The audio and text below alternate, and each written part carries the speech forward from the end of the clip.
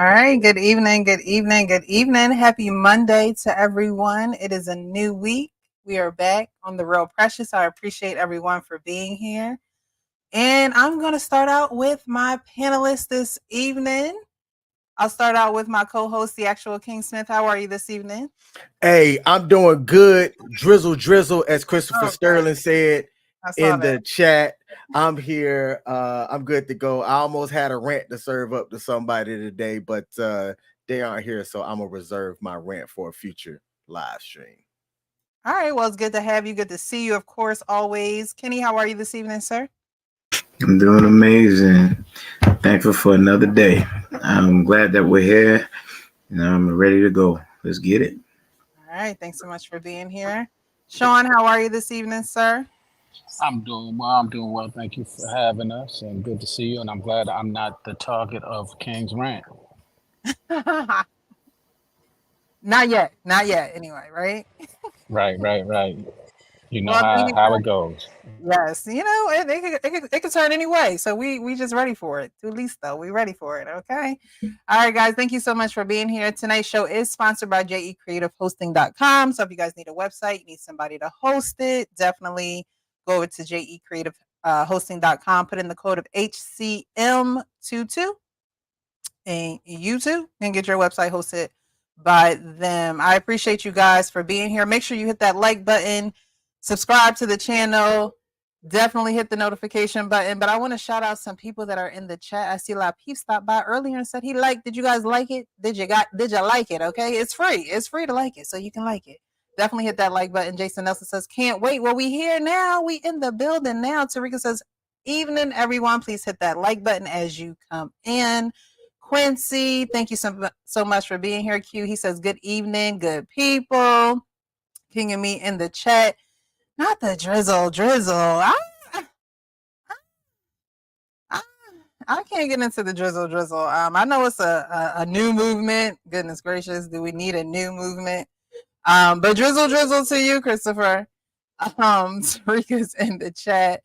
And he says, no, I would not advise him to get back with her. Well, we're going to get into that. Before we do, we have a few videos and a few clips we're going to get into. While we were in the back, Kenny was talking about how he had just finished watching the Neo beef, or the Neo drama, I should say. Not necessarily a beef. But if you've seen that, put a 1 in the chat, because I have seen it. I actually clicked a little bit of it and haven't used it. But since he talked about it, I said, you know what? I will bring it to the stage. So I do have a clip. But if you have seen it, definitely put a 1 in the chat. How are you, Uncle Rick? I'm great. How are you guys today? Doing good. Amazing. Sounds good. We just literally just started, opened up. And we're about to talk about this Neo drama. I don't have the full clip. I have pretty much the brunt of it. And I'm going to show it here. But Kenny, help me if I'm getting this wrong. But Neo was married, right? Did he get a divorce before he started messing with this new? Did he get divorced before he started? Before he got the other girl pregnant? I know it was a whole thing. Like he told his ex-wife he didn't want any more kids or something like that, and then he turns around and gets somebody else pregnant. Is that right? Am I telling that right, or am I wrong? If anybody knows the story, you can chime in. I don't know nothing about that. I do not know that part. Kenny, you're on mute.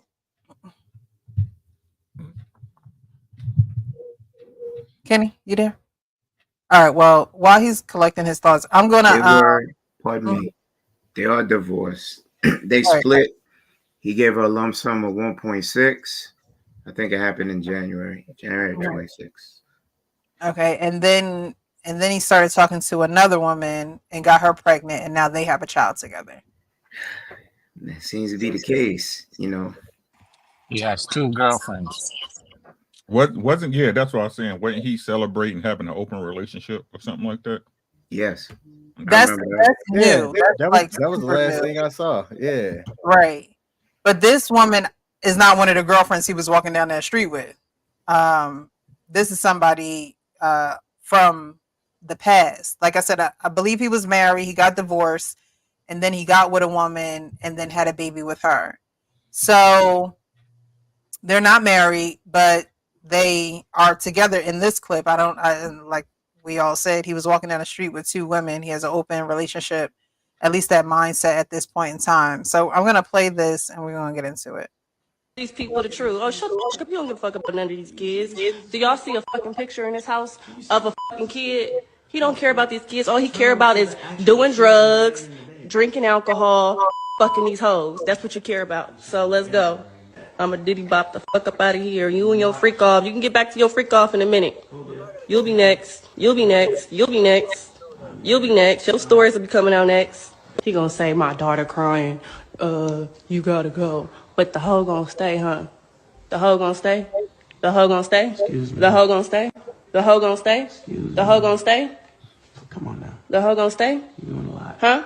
Excuse me. Why can't you just be at home with your kids? Why can't you just get out? Why you just can't be at home with the kids? Excuse me. Why you can't be at home with the kids? Is that hard for you to lay in the bed and lay down with your kids? No, I've done it before. No, you don't do it. That's the problem. That's why I'm here, and you know that. And you know that. And you know that, though. And you know that. And you know that. So it was longer than that, but that was part of it. And it went on like that for a while. So the thing that I see in this clip that I don't like that women do is they try to exploit men.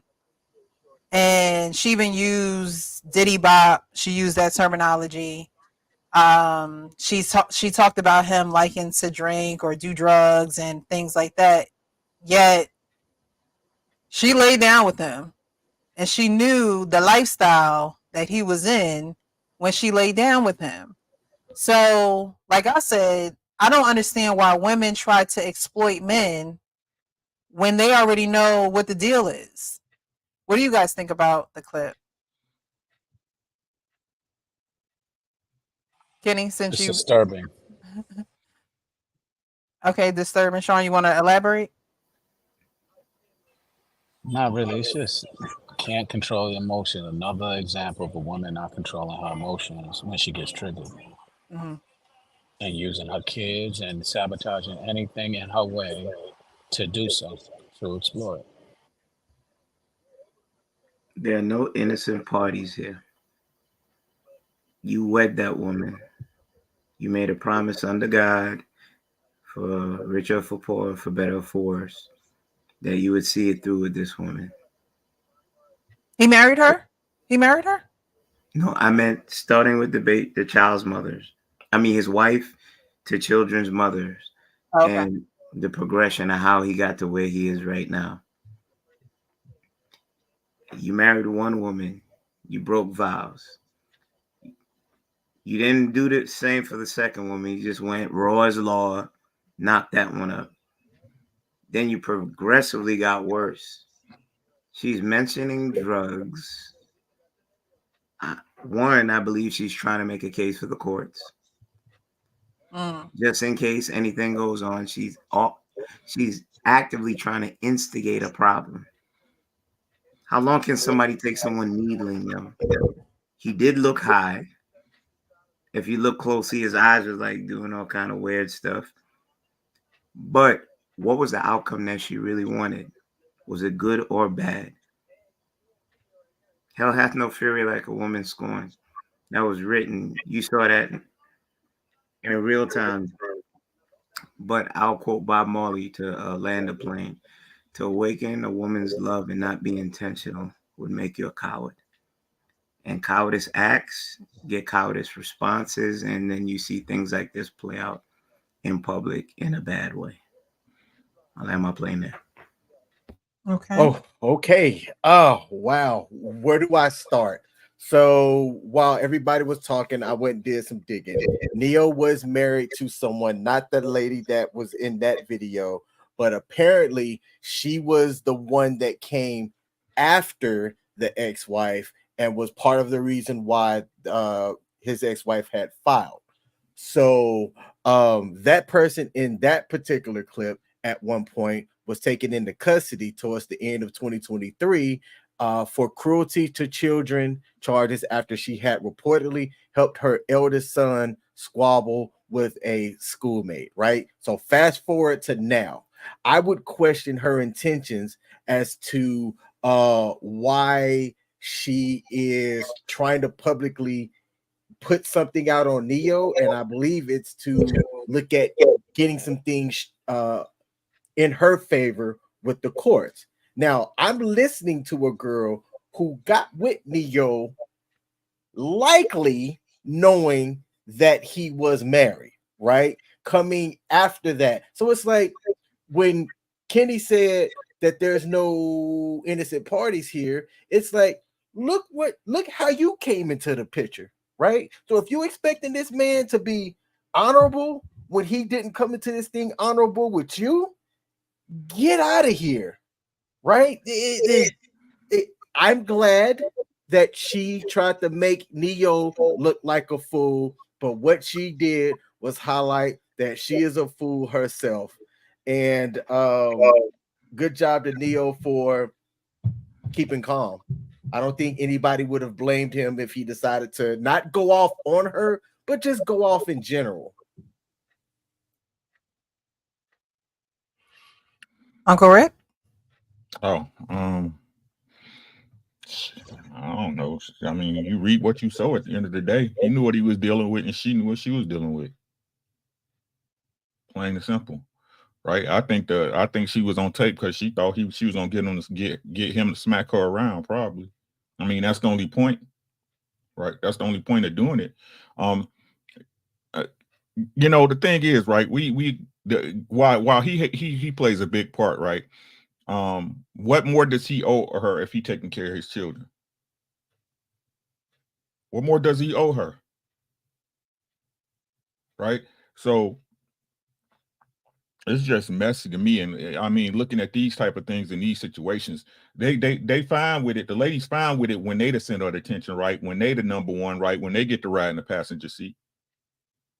When did y'all hear from her then? I don't even know who this lady is till now. Right? Understand if you lay down with dogs, you're gonna get fleas. Just that simple. And she ain't no different, right? A dog got to have a bitch for facts. So, Ooh. And just to add on, she was antagonizing and trying to saying, body slam me, you slamming me to the floor, do it again. What'd you say, Sean? I'm sorry. I did not. I said she was antagonizing him, saying, yeah, you just slammed me to the ground. Why don't you tell them that earlier on in the video? Oh, I didn't even hear that. Did she say in this video No, or in it wasn't another? played in this video. In no, the it's same on scene. a long one. Yeah, it's on a on long a one. Okay. But again, you sticking. I don't understand why you would stick around and record the man instead of getting your child and getting out of there. You know what I mean? Like that's what, when a woman goes to exploit a man, I never understand it, because you're part of the like you are part of that problem. You helped create that problem. So now you want to tell the world how horrible he is, not realizing that you look horrible yourself. Yeah. Again, to my original point, hurt people hurt people.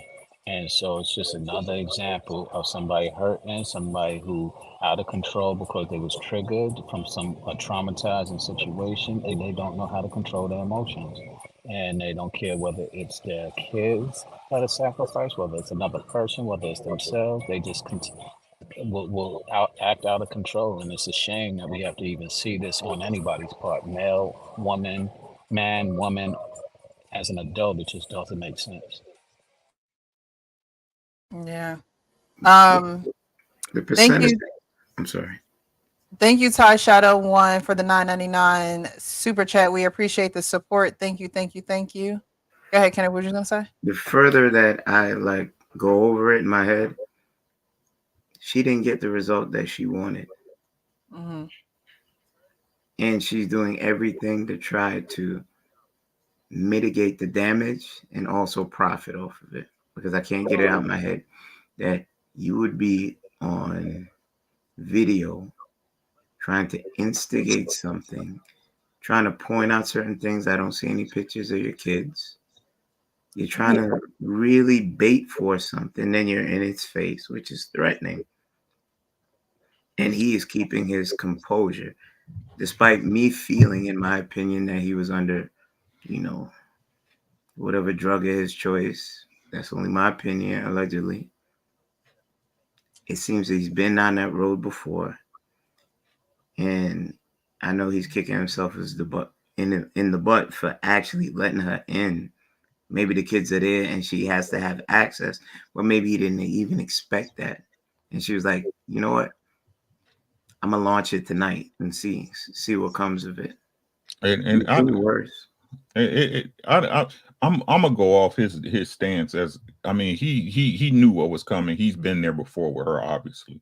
You know what I mean? But what I hate is that, like I said, when it's okay for you, it's okay for you, right? You bringing up the kids, you don't care about them kids, because if the kids was in danger, you would simply remove you and your child from the situation, instead of sitting up there criticizing, trying to down a man that you had a child with. Right. You had a child with him. All that rah rah rah. I bet you she still deal with him. I bet you a dime to a donut she still deal with Nia. I bet you. Because if you didn't, you wouldn't be there. If you had a man, right? If you had a man that was yours, there's no way you or him would allow yourself to be in there along with that man for no reason besides the kids. Right? That's a great point. So go ahead. I'm sorry. No, go ahead. Go ahead, Rick. Right. So like I said, women play these games and we want to blame men. All we can blame that man for is being irresponsible with his seed with a woman he wasn't married to, that he didn't want to be with. But we got to start holding these women responsible for their actions as well. Her actions was bogus. They was disrespectful. The child was there in the bed, so the child heard everything that his or her mama was saying. Right? Nobody ever want to take these things in account. The only thing we look at is, oh, he's a man, toughen up, be stoic, and let it ride. No, she ain't shit either. And to your point, I think it's beyond holding people accountable and responsible. There needs to be consequences for actions like that, and that's what's missing. There are no consequences. Right. What are the consequences of someone trying to exploit someone else like that? Now, he is famous. Neo is famous, fortune and fame. But what happens when it happens to regular Joe Schmoes out here, where you have someone trying to exploit them because things didn't turn out the way that they wanted it to? I forget who said that. Kenny, I think Kenny said it. Things didn't turn out the way that they wanted it to. Sometimes women don't even go to social media. They'll go straight to your car. They'll go straight to your home and try and destroy your stuff.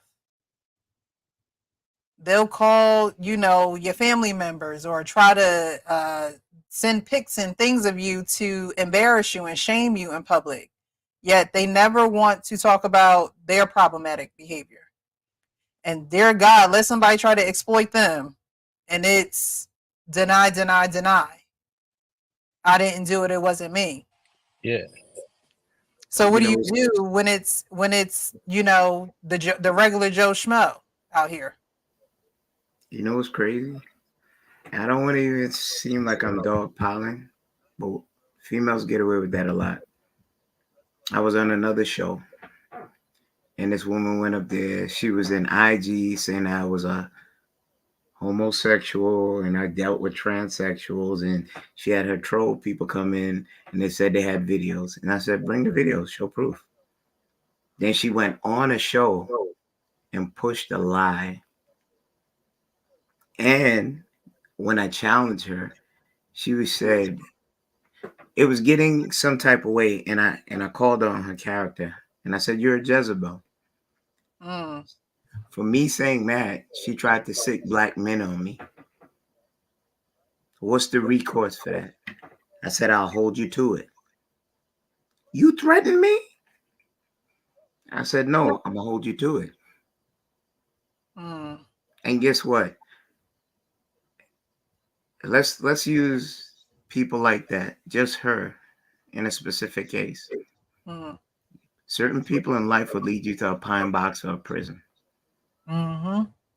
just off of whatever dubious intent that they have. What mother, to piggyback on what Rick said, what mother, if your daughter, mutual, is laying there, would be doing all of that? Kids are sponges. They'll remember. You're giving that daughter that you're supposed to share trauma.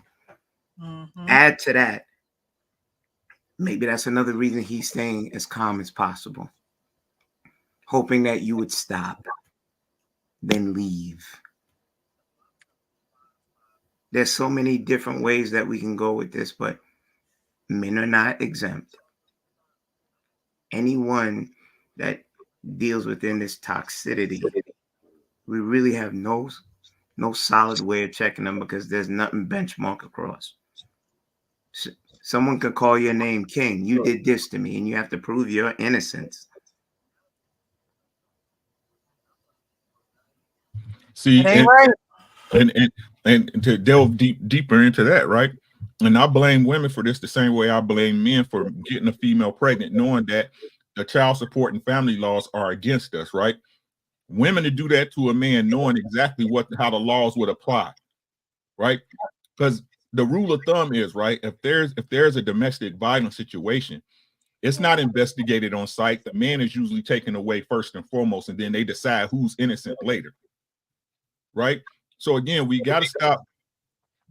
Everybody's responsible for what they're responsible for, and we allow grown folks to get away with what responsibilities they were supposed to have far too often. Far too often. I agree. I agree with that. So yeah, just wanted to talk about that since Kenny brought it up because it does happen every day. You know, it happens every day. 2024 is supposed to be the year of, you know, exposure, and I think everybody's just hopping on that train. Either one, to shame someone, two, to get money out of it, three, for their own personal sick gain. And I think that, you know, things like that needs to stop and change because you can mess up someone's life like that. You can destroy someone's life like that, and people get away with it every day. Every day they get away with it. Go ahead, Did King. you see that she issued an apology and the apology started out great? And No. then on it, so she started out by saying, so I'm drinking boba tea, talking to my dad on the phone, self-reflecting, and I'd like to apologize for putting y'all in our business. That's a great start. Mhm. It then goes, emotions were heightened, and I want the best of him, I guess, to show up. But I understand you can't make people feel you. I have good faith everything will come together. And this is where she about to lose people. Full moon was out, cycle on, postpartum, built with frustration, and a lot of she put underlining, but I'm assuming she meant underlying issues that we needed to be addressed. Trying to do that with the problem, those problems present made heightened emotions. And I'm just gonna stop there because there's like another two sentences. What the fuck does the full moon have to do with That's her way of saying I'm impulsive and what I did was stupid. So let me give y'all all the excuses of why I was acting stupid and impulsive. That the And full moon don't have nothing to do with it. Her cycle don't have nothing to do with it. You know, women need to stop throwing that out there. Stop throwing that your cycle is the reason why you going crazy. You know during that time of the month that you have issues. So maybe you should stay clear of people. Maybe you should stay out of conflict with people during that month. It's called regulating your emotions.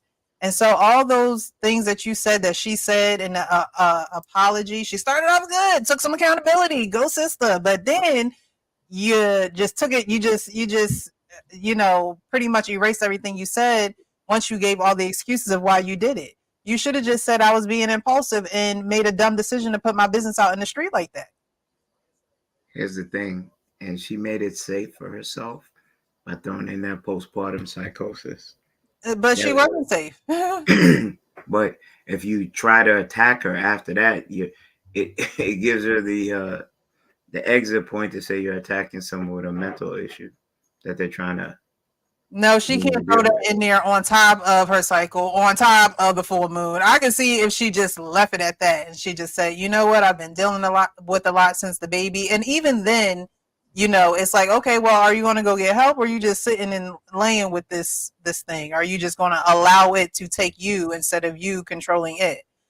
She said too many things afterwards for you to not really want to credit her for her accountability, because she still, in the end, is not trying to be accountable for the dumb behaviors. Like, Neo sat there calm. The man was playing the game like most men do. Like, that's what I'm saying. Like, although he is Neo, that situation, that scenario is very common.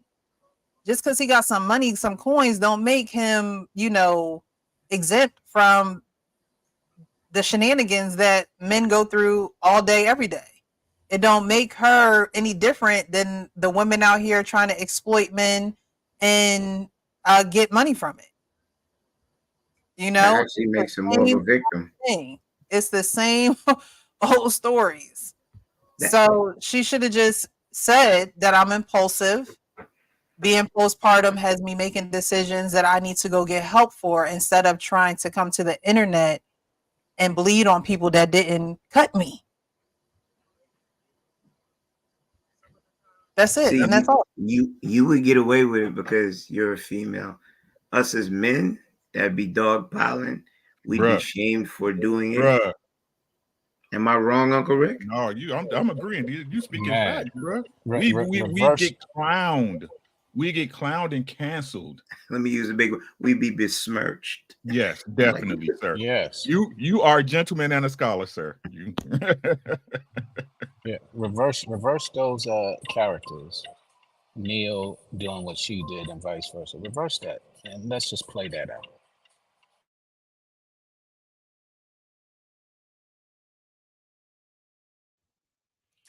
Yeah, See, he all would of the probably men, be all of sitting in the men are somebody's quiet. jail cell Exactly. somewhere We're for a all night. quiet because we all know what it would be. What's today? Monday? If it was the weekend, we'll be watching Neo's bond hearing today on Court TV.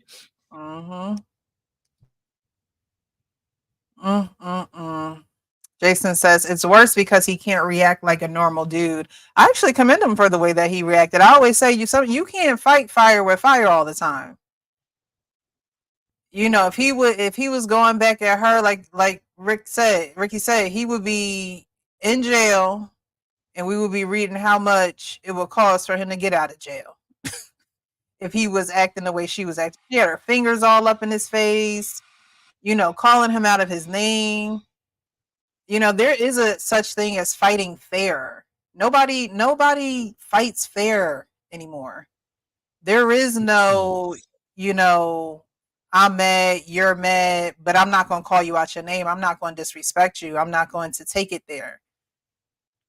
But because of all the excuses she gave, which are excuses that many women give, it makes it okay. And it don't make it okay. It doesn't make it okay at all whatsoever. Hello, Hank. How are you this evening, sir? How you doing, Precious? How you doing, everybody else on the panel? How y'all doing today? What up, Big Hank? I heard you calling somebody boy earlier today. I was like driving home. I said, "Uh-oh." It bothered my brother. I was like, I wanted to say something else, but I try to be more diplomatic. So right on. Yes, sir. Yes, sir. But back to what you were saying, Precious. You know when I knew things was going on the other side for these ultra feminist women? The first time I heard Miss Sophia say, "Hell no." Oh my goodness. Hell no. All right, so we're gonna move on from this one. And you're right, she'd file a civil suit, right? So that's how men have to fight back, honestly, because you are liable to be destructive just because you're a man. And so to not go down that route, I would say, you got to fight things like that a different way. You do. Here's vet, the thing, vet, and vet. That's all I. Precious. And We can't. go ahead, Kenny. My bad, bro. We can't. If you look at the percentages of things, laws, public perception, that whole hodgepodge of gumbo soup, you do not have a large percentage of anything favoring a man to defend himself, to stand on his twos and say, no, enough is enough. I did not do this. Stop typecasting me as a certain type of thing. It is aspirational, what you said. I give you that. It's aspirational. But as for common life, men are getting the shitty end of the stick, pardon my French. And I'm not dogpiling, and that's a percentage. That's a certain set, not all. I'm not painting it with the whole brush. But men in situations like this, Neo's at fault. I give it to him. You got raw ain't law when you're a high value man and you know you have something to lose. God forbid she came with Gloria Allred. You would have to be giving up a lot more of that money. You understand? You don't need to be torn apart and looked at something other than what you are. A man that is just exploring his options after marriage, maybe living reckless. We didn't hear that he's not taking care of his children. But this one wants to be in a controlled position. And if she can't control the situation, she wishes to try to instigate a problem. And then when that don't work, she go back with Shanae and them and lay a civil suit on you and see how the cards fall. So at the end of the day, you actually do have to blame Neo. Not every hole is a hole, Precious, respectfully. Not every hole is a hole. Alrighty. And on that note, we're gonna go on to the next video. Hey, prior to transitioning, there were a couple of additional super chats. Would you mind were there? those? Yes, I apologize. BZ, formerly Baby Zaddy, says peace and blessings. OG with a $10 ball there. I apologize. A1HZ, hashtag TWT, says peace to the panel and my OG Rickett Williams. Drop in the collection plate. Thank you, thank you, thank you. Appreciate you, E. BZ. All right, I think that was it, right? Yes, ma'am. Yep. All right. Thank you guys so much for contributing. I appreciate you. We appreciate you. Thank you for tuning in. If you haven't hit the like button, please hit that like button. And I'm going to open the lines up soon for you guys to call in, but we're going to get to our next video because I know y'all are really going to want to call in for the final topic. So that's when I'll open the lines up. But we have another video here. It's a guy who called into another podcast, and I'm sorry, a woman who called in about her man to another podcast. And this was the situation. He was invited to his best friend's wedding, like super best friend's wedding. Let me make sure I play from the beginning. My boyfriend that I've been with for over a year, he was invited to his best friend's wedding, like super best friend's wedding without a +1. Okay, that's problematic. But then his other friend's girlfriend texted me the other day, what am I wearing to the wedding? It's showing me pictures of her dress that she's wearing. Okay. They've been together for like less than 3 months. What Babe, is that it's about? not my I don't know how many times I can say this. It's not my wedding. But does your friend, if he's really your good friend, does he have something against Candace? Why didn't you get a +1? No, I think he's just closer to other people, and it's not a huge wedding. It's a very small budgeted wedding. I think he invited the people who he can afford to invite, and him and Candace don't Who really he can talk afford like to that, invite? but How not about he friends. invited the people that he respects? I'm going to the wedding. Like I've been friends with this guy for a long time. I'm going to the wedding. Would you ever nicely ask as a buddy if it really is one of your best friends, like, hey man, my girl really wants to go. Is it possible to get a +1? I mean, I just think that's awkward because I kind of already know what his head's at. I think he wants the people that he invited. So it's like, I don't know why she can't ask. She has to be there. She doesn't even know the people like that. Will you break up with Akeem if he doesn't invite you or find a way to get you to this wedding? Hear him talk right now? Yes. If he doesn't at least ask. If he doesn't at least ask. All right. So what do you guys think about that? You have your friend who is getting married. He sends out the wedding invitations. there is no plus one for you to go or for her to go. And she knows that, you know, you have another friend there that's bringing his girlfriend. And she's like, hey, look, if you're not going to at least ask the man, I'm going to break up with you. He did say that he knew where his friend's head is at, but he didn't say that he would ask him. So what do you guys think? Is she wrong for feeling that way, or? Yes. Yes, she's well. Let me correct. She's not. They're her feelings. She's entitled to feel however she wants to feel. Go for it, girlfriend. He don't like you. His friend doesn't like you. He don't want you there to mess up a good time. Plain and simple. Yeah, that's it. I am not required to like my wife's girl's friends. She is not required to like my male friends. That's where they're my friends, and she has her friends. Break up with them. Wow, I didn't even think about it from that standpoint, but I would add on to it. Her reaction reflects what you're saying. He said already, I know where my friend's head's at. That means his man already told him, I don't want that bitch there. Let's keep it 1,000. That's why he not fighting it. Because if he was really into his girl like that, and that's his girl, that's his number one, that's his main, he gonna be like, bro, I can't even do it. That's my girl, that's my one. Now everybody in the group chat knows she a headache. They asking her, why you still with this bitch? I think she knew though when she said he invited everyone that he respects. I think she knows that his friend don't respect her. She knows it. Sean, did you want to finish going ahead? No, I mean you're hitting it right on the nose. Not only does he know it, he's politically correct trying to share that with her without going into any different directions. What's the hard part? You know when somebody don't like you if you can read the room. It could be a bar mitzvah. It could be a sweet 16. It could be a book club meeting, Sunday revival. If you ain't get the invite, are you really feeling some type of way?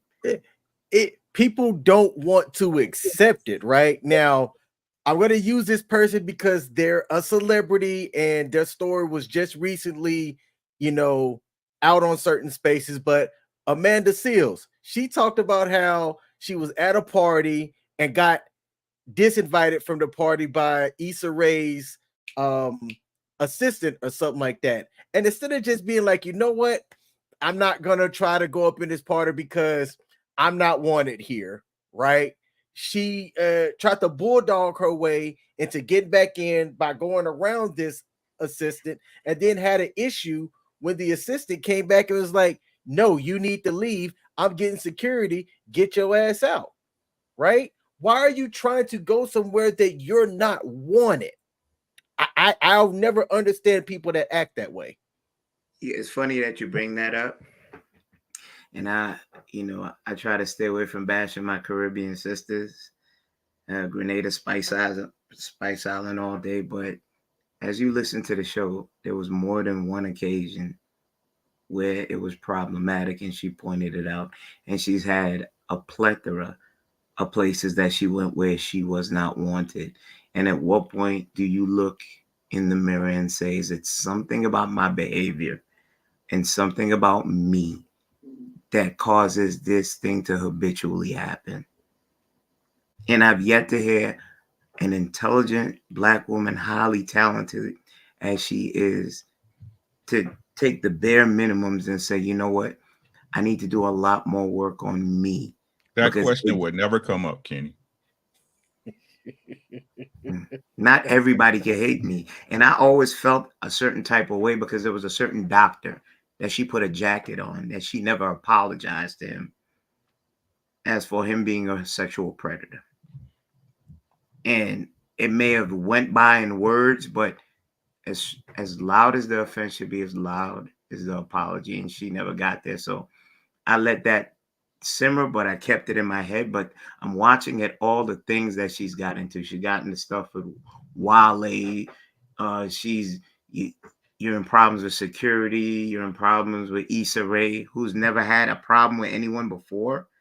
and is exalted in everything that you hear about, powerful black sister putting on other blacks in our community so that they can eat well. And now we hit the Floetry story. Mel Shambrosius was hating on you. Everybody's hating on you. Wow. You know what's interesting? I'm not defending her whatsoever because I've had this conversation over the last weekend uh, for several hours. But I will say this. One thing that I do not like to see is when, let's just say that party, for example. If Issa Rae didn't want Amanda Seales, Issa Rae should have told Amanda Seales. And we She could gloss over have. that point. We gloss over that often. We Okay. gloss over we gloss over that. A And question. I don't think that she would. not again, not defending her position because I don't agree with it whatsoever, what she did and none of that. But the point is, if the assistant is sitting there telling her, and Issa Rae isn't co-signing that or didn't co-sign that, that's what a lot of people in power do often. Instead of just addressing what it is they feel, they send it off to someone else. And I don't agree with that either. Okay, flip that coin real quick. Cling, just give me a minute. Flip that coin real quick. If you're problematic and that one known to make big noise in a certain thing, someone doesn't want that problem and they have the buffer. You're only hearing Amanda Seales' side. The other people, okay, give it to them that they're more classy, that they don't want to destroy her or put another dampen on her career and her as a person. You've never heard about that story back from Issa Rae, no publicist. Now, if they really wanted to like put sauce on it, you would have heard about it long time ago. That she is problematic. And in Hollywood, once you get somebody big like that and they say something about you, it sends a ripple effect. How do you know Issa Rae wasn't just trying to save her, mitigate what was going on there, move away from that because that's not her cup of tea, and still let her do her thing? Okay, why couldn't Issa Rae say that? That's my point. Why It's did no, she why have do to? you, Why did she because have to? because because It it's was cowardly. Because well. it's cowardly. And why does she have? Because it's cowardly. How is it And cowardly? um, you just said you needed a buffer. Okay, one, if this is a person that you already have given an opportunity and have a relationship with it, and you're giving these opportunities, and now they're problematic, but yet you don't want to address that directly, it's cowardly. Sean, you're allowed to say that. If I fed you and I know that you're one to be problematic, I'm going to turn your faucet off with me. And I'm going to be benevolent and give you a chance to go somewhere else without destroying your rep. That's like someone getting a reference from an old job. They know you were a shitty worker, but they chose not to write down your offenses in hopes that you would get it right the next time around and see your wrongs. None of us here, I believe, are men that if we had somebody like Amanda Seales or the lady that was on the clip that Precious played, we would be with somebody like that. But I'm going to ask the hypothetical question. How do you navigate a problematic woman if you had one in your life, if she was yours? Wow. If she were mine, I remove my presence. Great It's answer. just that simple, right? Because I understand any woman that deal with me on a romantic level is going to have a better life than not dealing with me. It's certain things that I take on as a man that you ain't gonna find out there in them streets every day. Good men are hard to find, just like good women, right? So, like I said, I have a certain setup. I have certain things in place. I take care of certain things. And if you over here with rah, rah, rah, the streets is out there for you. Bye bye bye. Enjoy. You ain't gotta worry about me throwing your stuff in the street. We gonna pack your stuff together. Bye bye bye bye bye. Out the door you go. I don't think you should deal with a unruly woman. What? Who does that? This guy who's getting invited to this wedding, he probably like, look, I'm gonna go. You gonna break up with me? It is what it is. Like he probably like, hey, look, I'm Right. not. She I'm not just a missing out on headache. it. It sound like to me she just a fucking headache, in all honesty. Think what you think. The guy who's paying for the wedding didn't invite you. I'll bring you a plate. I bring you some drive through. They still open because You see what I'm saying? he knows she's with her. So But Peep super game though. Peep super game. You called into a public forum to spread you and your boyfriend's business. That's what I'm saying. But we questioning his logic. Okay. I don't know why these girls feel like the internet is their diary. Jesus. I'm sorry, Hank. Go ahead. Nah, everything about that situation was bad. I mean, to the point where he don't invite his girlfriend, and it didn't help that all of a sudden one of the other girlfriends asked her what she's wearing and she's not going. That just that just put salt on the wound. I mean, that's like at Lake Michigan after you got a cut, just pouring it in the wound, just made it worse. God damn, boy. I couldn't deal with a woman like that. I know you asked that question. There's no way. I mean, look, if you got a woman like that, she's gonna show it early. She's not bashful about showing her true colors. You know, like you said, she went on a public forum, a calling line, and he was right there on the phone. Dude, why are you even on the phone with her? Why are you right there with her? You should have said, you call that show, it's over. And you should have held tight to what you said. It's over. So she would call in, don't worry about it. Don't worry about it. You know what I'm saying? If I'm over her house or we saying I'm out. And I'm calling my best friend whose wedding I'm going to.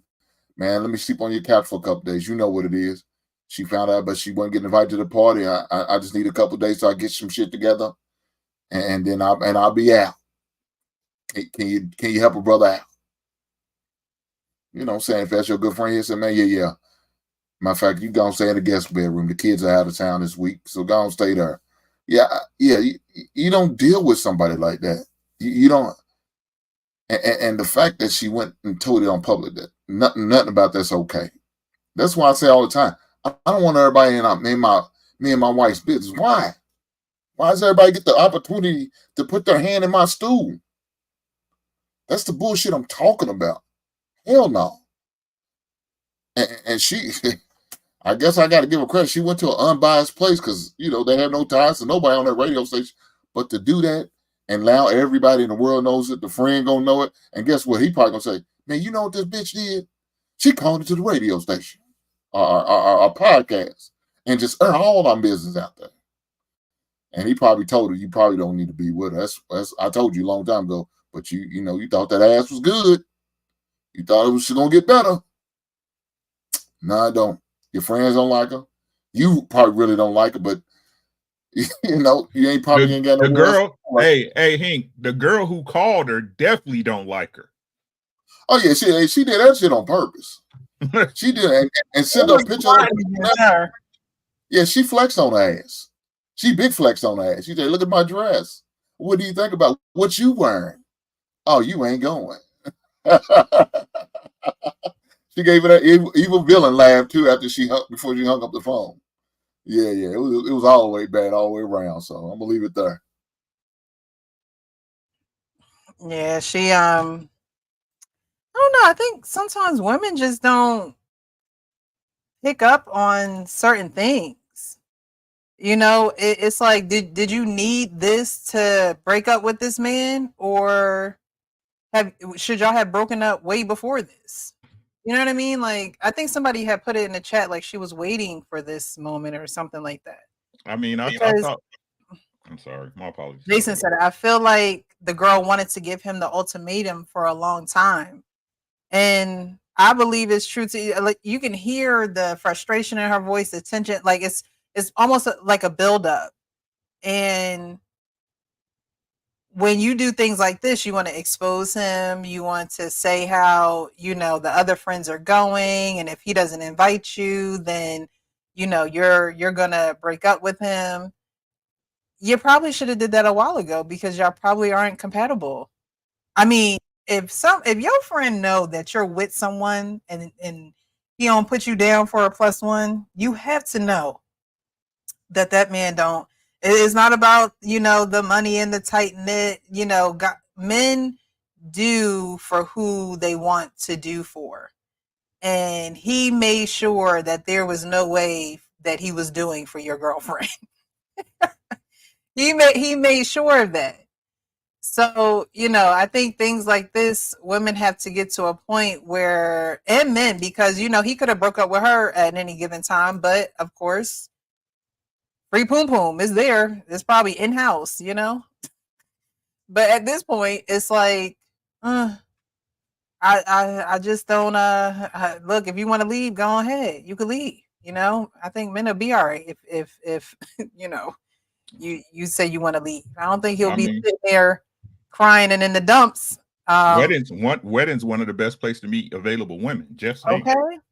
Well. All right, Sean, welcome back. All right. Jason says she was looking to shame him, and any woman willing to shame you in public is not for y'all. She is for herself.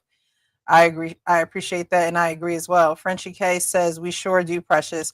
Yeah, men gonna do things for who they want to do things for. That's one tall tale sign. Women, wake up. If a man want to do it for you, he gonna do it for you. Period. If he don't want to do it for you, he not gonna do it for you. He'll move hell and high water to get it done if he has to. Yeah, he gonna do it, and that's what you need to look for. And it's not necessarily a dollar amount. It is the willingness, the hard work, the and I don't want to even say the inconvenience, but a man will move around. Inconvenience. Yes, the inconvenience. Because many times men will do stuff for their women at detriment for their women at a detriment to themselves. Yeah. So, John, thank you so much for being here. He says, "Hey, Precious, don't catch every stream, but when I do, it's always quality conversation and panel. Y'all keep up the good work. Appreciate you. Thank you for being here, John." The convenience sense should be honestly the telltale sign. If men are being honest, because I don't try to do shit. I don't do shit that I don't want to go out my way to do. I do it for my wife, though. All right, Sean, what you doing to us here? Should I remove the other one? What we got going on? All right, no, I'm here. Okay. All right, so yet another one trying to expose a man that... I can answer the question, too. You said, what would you do? Pastor Darius Daniels, 2 weeks ago, addressed something like this pretty easily. Step 1, have the discussion with the person. Step 2, have limitations on access that you give them to yourself. Step 3, separate if limitations don't work. And step 4, elimination. If none of those steps prior to, you have to eliminate them out of your life. So you can have a discussion, point out the setting, the behavior, and the adjustments that are needed. If they don't take heed to that, give limitations on how much access and availability you give to yourself, to that person. Then you separate yourself. If the limitation doesn't work, you separate yourself, take a break for a little while before you give them any access. You just take a break, don't give them no access whatsoever. And then when you go to, lastly, if the separation doesn't work and you come back and you allow them back in, eliminate them out of your lives because they don't belong there. It was great advice to me, and I'm just sharing it with you guys because I believe it can work in this case. I definitely agree. I heard that message as well. Yesterday's message was every good door is not a God door. Change Church, if y'all want to check it out, YouTube them. All right. So we're going to move on. Did everybody go on this one? Right? Everybody went on this one. She wasn't invited to the wedding. Don't think she's going to be invited back into his life, but hey, that's them. All right. So this next one that I wanted to play is of another couple, and mama got a lot to do with what's going on with this couple. So we're gonna play this and y'all let me know what y'all think. All the men on the panel. I love having the men on the panel on Mondays because y'all give y'all perspective and your thoughts towards these situations. And I think they're very helpful for those who are watching because, like I said, a lot of these situations people go through every day in everyday life, real life. And I believe you guys' perspectives help. People tell me that actually. I don't think I know. So we're gonna put this one up, and you guys let me know what you think about this one.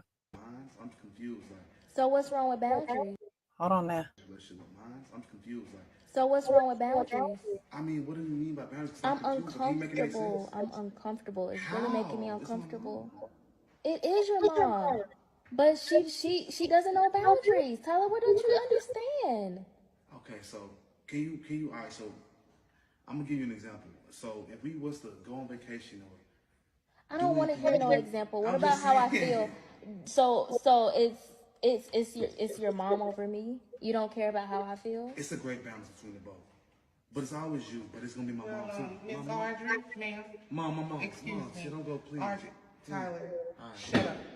Audrey, let me get you straight. That's my son.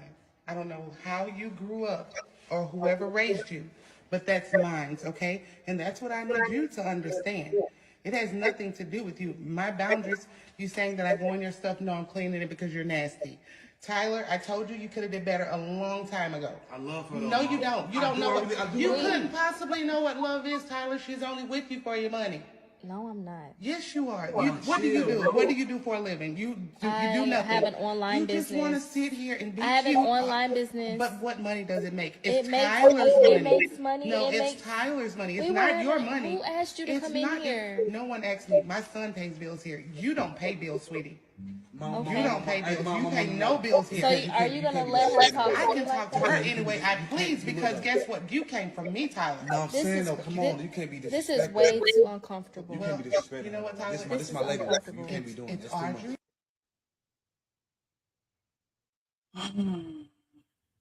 So what do you guys think? Mom is all up in the stew, Hank. She in the stew, but does she have, since they're living at her house, does she have any say when it comes to their relationship? Wait, they're living in her house? I didn't get that. That's what I got. Yeah. Yeah, they're living in her house. The son is paying, bills, some type of bills. His girlfriend isn't. Oh, I thought they was living in his house and she was just visiting. And she was saying he pays all the bills in his house. Not that's her house, the mother house. Not that it I thought it throws a was mom's difference. house. Wow, that throws a different spin on it, but it doesn't negate her disrespectful actions whatsoever. And you, I don't respect titles. I respect people, and I don't respect my mother because she's my mother. I respect my mother because she's a great person who I know and love. So the title of mother does not warrant um her mom saying, "Shut up, Tyler," and you could have done better. I already told you that 1,000 times. That doesn't warrant any of that behavior. She then again is showing another example of someone, in this case, a woman, who is triggered by something and not handling her emotions, not being mature in the way that she's addressing it, and everybody is suffering from it.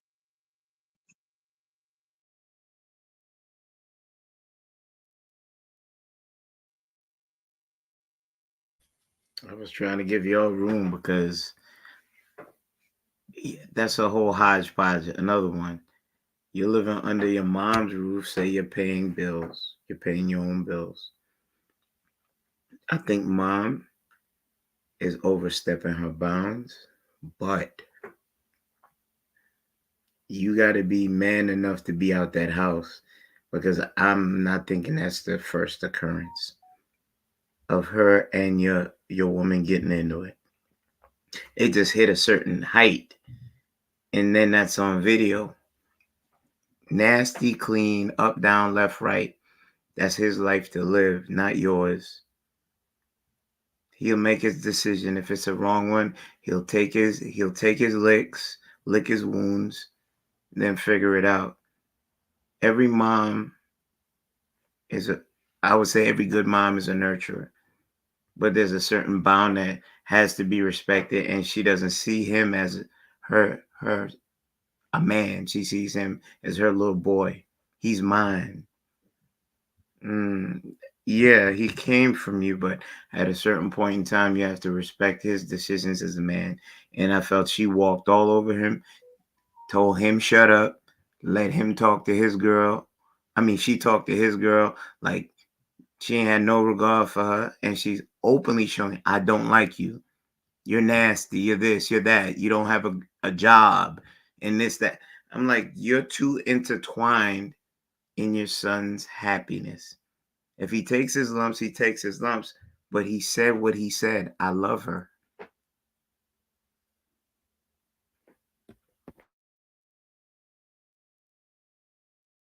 You're on mute, Precious. You're on mute, Precious. Thank you. I was inclined to think it was the mom's house because she called her nasty, and then she said that she accused her for to going in her stuff, but she says she cleans up after her. So unless he done moved mom and her in, I'm thinking that it's mom's house and they live with mom.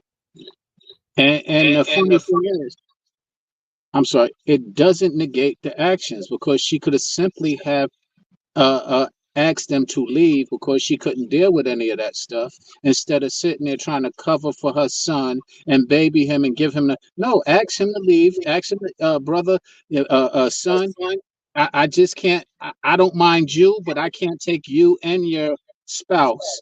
And so therefore you're going to have to find another place to live.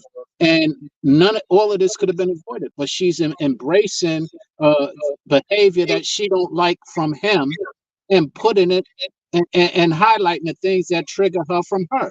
But he is her. So she wouldn't be there without him. So it's not her who's the issue, it's you and how you deal with him. That's the issue.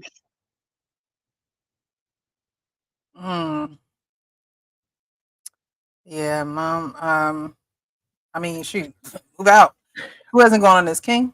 I have to commend the lady for being able to voice her thoughts and to communicate in a way that wasn't rude, it wasn't confrontational. I think she clearly stated her her thoughts on the matter, and even when the mom came in attacking, she didn't go to that level of rudeness that the mom did. I thought how she handled that was fantastic and something that should be highlighted, and she was the only one that I saw communicated well. The way that the mom talked to both of them was extremely rude and disrespectful, and the way that the son couldn't manage his mother's rudeness is something that he needs to figure out how to fix ASAPidly.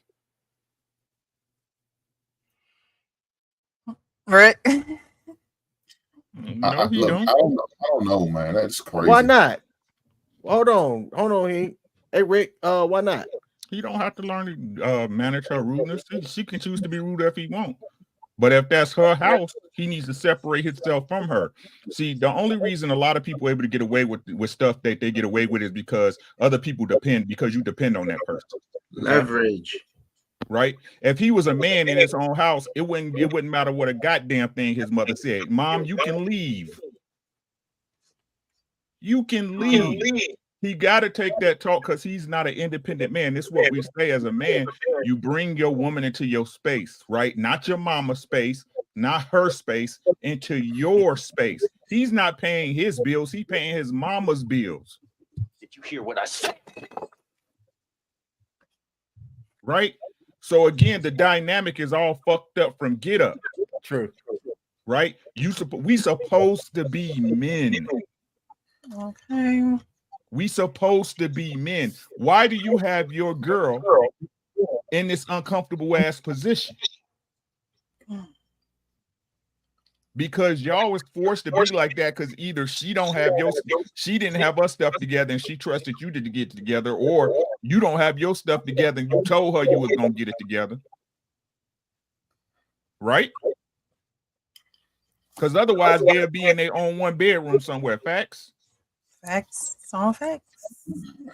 Right? So his mama has the right. Listen to what I say, guys, and I mean this with 100% honesty and from the bottom of my heart. Your feelings are yours. Everybody's entitled to feel how they want to feel. I don't have to live by them. Right? His mama could feel however she want to feel in her own house under her own roof. Would that matter if they live 20 miles away? Not at all. That's all his fault. This is one of the cases we always say it's the young man's fault. It's his fault. Because this conversation wouldn't even have to be had. This would not be a point of interest, a POI, if they didn't live with his mama or their mama or his mama was all in his space like that. Mama, you gotta go. I love you. Just like you said, I'm your son. I came from you. I'm gonna always be your son, right? Mm-hmm. Mamas need to be put in their place too. Yeah. And moms need to have respect for their sons. You have a lot of these moms who probably were single moms and looked to their sons, for that extra help or just treated them as if, they were their significant other and their son. And so they feel like they have this entitlement over the son's relationship and the waves that the relationship goes in. And moms have to realize that that's your son's life. You lived your life. Keep living it. But don't try and live mine for me. And that has to be something that moms have to really get. But I think that sons reinforce that. Sons, you're growing up to be from boys to men. Boys to men. So as a man, you have to, respectfully tell your mother, it's my time now. Just like Antoine Fisher said, it's my time. It's my time. So you gotta do that with your moms because she gonna think you the baby forever. She gonna, I saw a clip that said parents don't want to let children grow up past the age that, they feel as though they still have to mother them. And it's like, no, they've gotten older. You can let go. I think a lot of parents have trouble raising their adults and not raising, but parenting their adult children. That should be a show all in itself. All right, did everybody go on this? Go ahead, Kenny. I really agree with you because I listened to the tonality of his voice real quick and but Mom, I love her. That don't sound like a man that stand on his twos. That looks like he's trying to get permission that it's okay to still be with her. But do you think he had an example? That sounds like a man who didn't really have an example, because if he had an example, he wouldn't have his girl in the house unless there was an agreement and he made it clear, hey, there is not going to be, I don't even think a father would even allow a mother to meddle. That's what I was gonna say. Where was the because man for the wife? Even thinking about my dad. My dad tell my mom, stay out their business. Don't you ain't gotta be, all up in their bit. So I couldn't even see that happening. But it doesn't even sound like he had that example, because if he did, he wouldn't be trying to beg his mom. His mom would have somebody that would put her in order and say, hey, look, you gotta, and the dad probably wouldn't even let the boy stay there. Look, you gotta have your own. You want to be grown? Be grown. If not, you're gonna have to look. You could stay here. She might have to find another place to stay, but you got to get your stuff together as a man. And if you want us to help you do that, we can't allow the distraction, because a lot of times we think certain things are good for us, but they're distractions. We can't allow the distraction to be here with you because you have to get yourself together. He's trying to do it with her and is working against him because his mom probably know he's trying to get his stuff together, but mom can't be mom and dad. Nah, I think dad is in a pine box and she done got the insurance money. Still raising hell though. Oh God. So I get exactly what you say, 100% on point. There's other caveats. You don't know if he was trying to save so that he can get out, and then the girlfriend was a plus one because she Where her family? disposition is like if she felt that way from the get go, she wouldn't be in the house. Well, it makes me wonder where her family at. Like, That too. where's your family? What There's a you there's a know? lot Why of different y'all not married? caveats to this. So Yeah.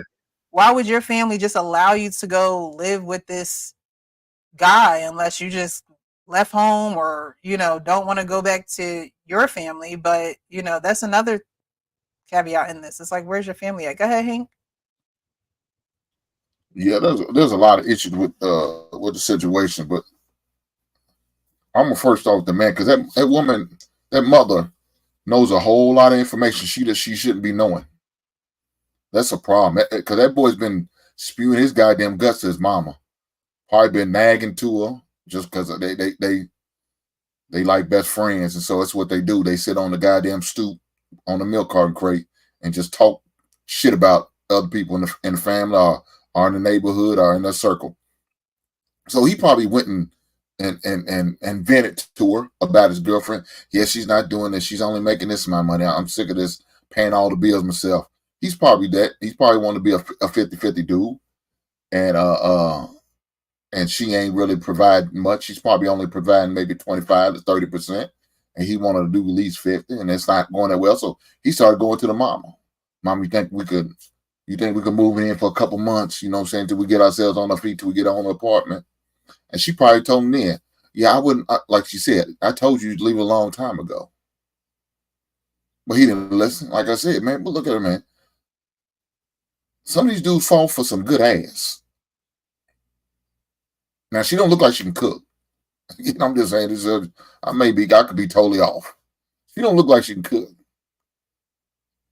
But she got that look about her, look like she can take some D. And he loved getting her to her. And it's probably just what it need to be for him. And that's why he ain't letting her go.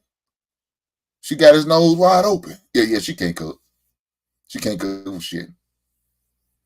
She can't cook for shit. So yeah, she putting that thing on his chin, and he don't know how to act. And mama just bust in. Look here, my man, you knew your mama was like that. You knew your mama liked to be overly involved in your situation, your relationship. Why didn't you take a drive? You and your girl said, let's go talk, and we're gonna take a drive. Get away from mama and have this conversation so she can express herself, you can express herself, and come together and have some type of understanding and try to come up with an exit plan. Yeah, we need a house as soon as possible. But now he's pleading with his mama. Come on, mama. You know I love her. Come on, mama. You ain't got to do all this. You ain't got to tell all the business I told you. It's too late now. Mama loved to gossip. That's all she ever done. Gossip. I promise you, if your daddy wasn't no good, she told you all about it. She didn't let you find that out for yourself. She told it. I bet you her sister in the choir knows about you and your girlfriend's business because she went to church at the choir rehearsal on Thursday and told it. She letting it be known. She ain't holding water. Everybody know your goddamn business. The bingo hall girls know the business. The church choir girls know the business. You know what I'm saying? Her social club girls know the business. Her friends that work at the water cooler, they know goddamn business. And you was wrong because you told your mammy the business. That's what it started off. You told her that shit. And now she's going to throw it in your face. She's going to make you feel some type of way. And guess what? You telling all that, she ain't got no respect for that girl. Why? Because she feel like that girl disrespecting her son or taking advantage of her son or using her son. So what's she going to do? Say everything, unfiltered, say what she want. But dog, he needs to be a man and stand up on that position. And say, mama, we can't keep doing this. Look, we at her. And look, I hope we can stay the night in that house. Especially after that situation. We're gonna have to get a hotel, whether we can afford it or not. We got to get away from mom and get along so we can have some one-on-one conversation and try to figure this shit out. What's our next plan? Him as a man, that's what needs to be happening. He needs to be calling hotels right in and there. Look, let me go find us. We can get away for a couple days. We can figure some shit out and go from there. But I doubt if he did that. He probably went over and smoothed things over mama, and his mama probably gave him a discount. I'm sorry. I should have been so mean and nasty. But the situation still ain't handled. She still got that same attitude. Just because she apologized, don't mean she really meant it. So yeah, everything's bad about that. But like Ricky y'all said, I hold that man accountable. That's all on him. He should have put his foot down a long time ago. But he was comfortable. He thought everything was hunky dory because I ain't got to spend all my money. Only thing I got to do is pay my phone bill and give mama a little portion on the rent. And we get to eat, shit, sleep, and do all that for free. Man, that's crazy. Lack of leadership in him. Have you guys ever had to respectfully tell your mom to mind her business? Just shortly put. Just have you ever had? I wasn't respectful with it. Oh, okay. Because she wasn't respectful. So yeah, I think I shared that. I've had one time that my mom's respectfully told me that somebody wasn't good for me, and in the end, she was right, but she did it in a respectful way, so I didn't have to like check her on it, and I was actually glad that I listened to her advice. I had to do it a couple times. Once with my aunt and once with my mama. You know, because she, my ex-wife, she really liked it. My daughter's mother, and was always wanted us to get married, but it just didn't work out like that. And she would say slick stuff. Well, where's my my baby mama's her name? I said, I ain't been with her over 3 or 4 years. Why you keep bringing that shit up, especially in front of my ex-wife at the time? Why you doing that? Disrespect. Don't do it again, mom. So I had to check her, but I had to check my aunt just this year. This year I had to check her. She said, because my aunt has a real close relationship with my ex-wife. They still connect today. I said, and I tell my aunt, I don't have no problem with that. Y'all, that's our relationship. Has nothing to do. But I'm not with her no more. So when it was Christmas time to go over, she said, my lady, is not welcome to come over because of the relationship that she had. I said, well, look, I said, this year's the last year I'll be over if my woman's no longer welcome. If she's not welcome, I'm not welcome. So I won't be over her. I'm not gonna just stop by. I'm not gonna drop the gifts off. I'm not coming at all. And I told her that. I don't play that shit. I don't play that. I don't give a damn. My mama, aunt, it doesn't matter. I don't disrespect you. Don't disrespect me. Now, if you like or not, that's all. You could put on the whole front if you need to. But if you're going to sit there and say she can't come, now, well, guess what? We're going to start a different tradition. We're going to start our own shit. I ain't got to come over for Christmas dinner no more. We can have it at the Hinks household. No problem. I got plenty of space.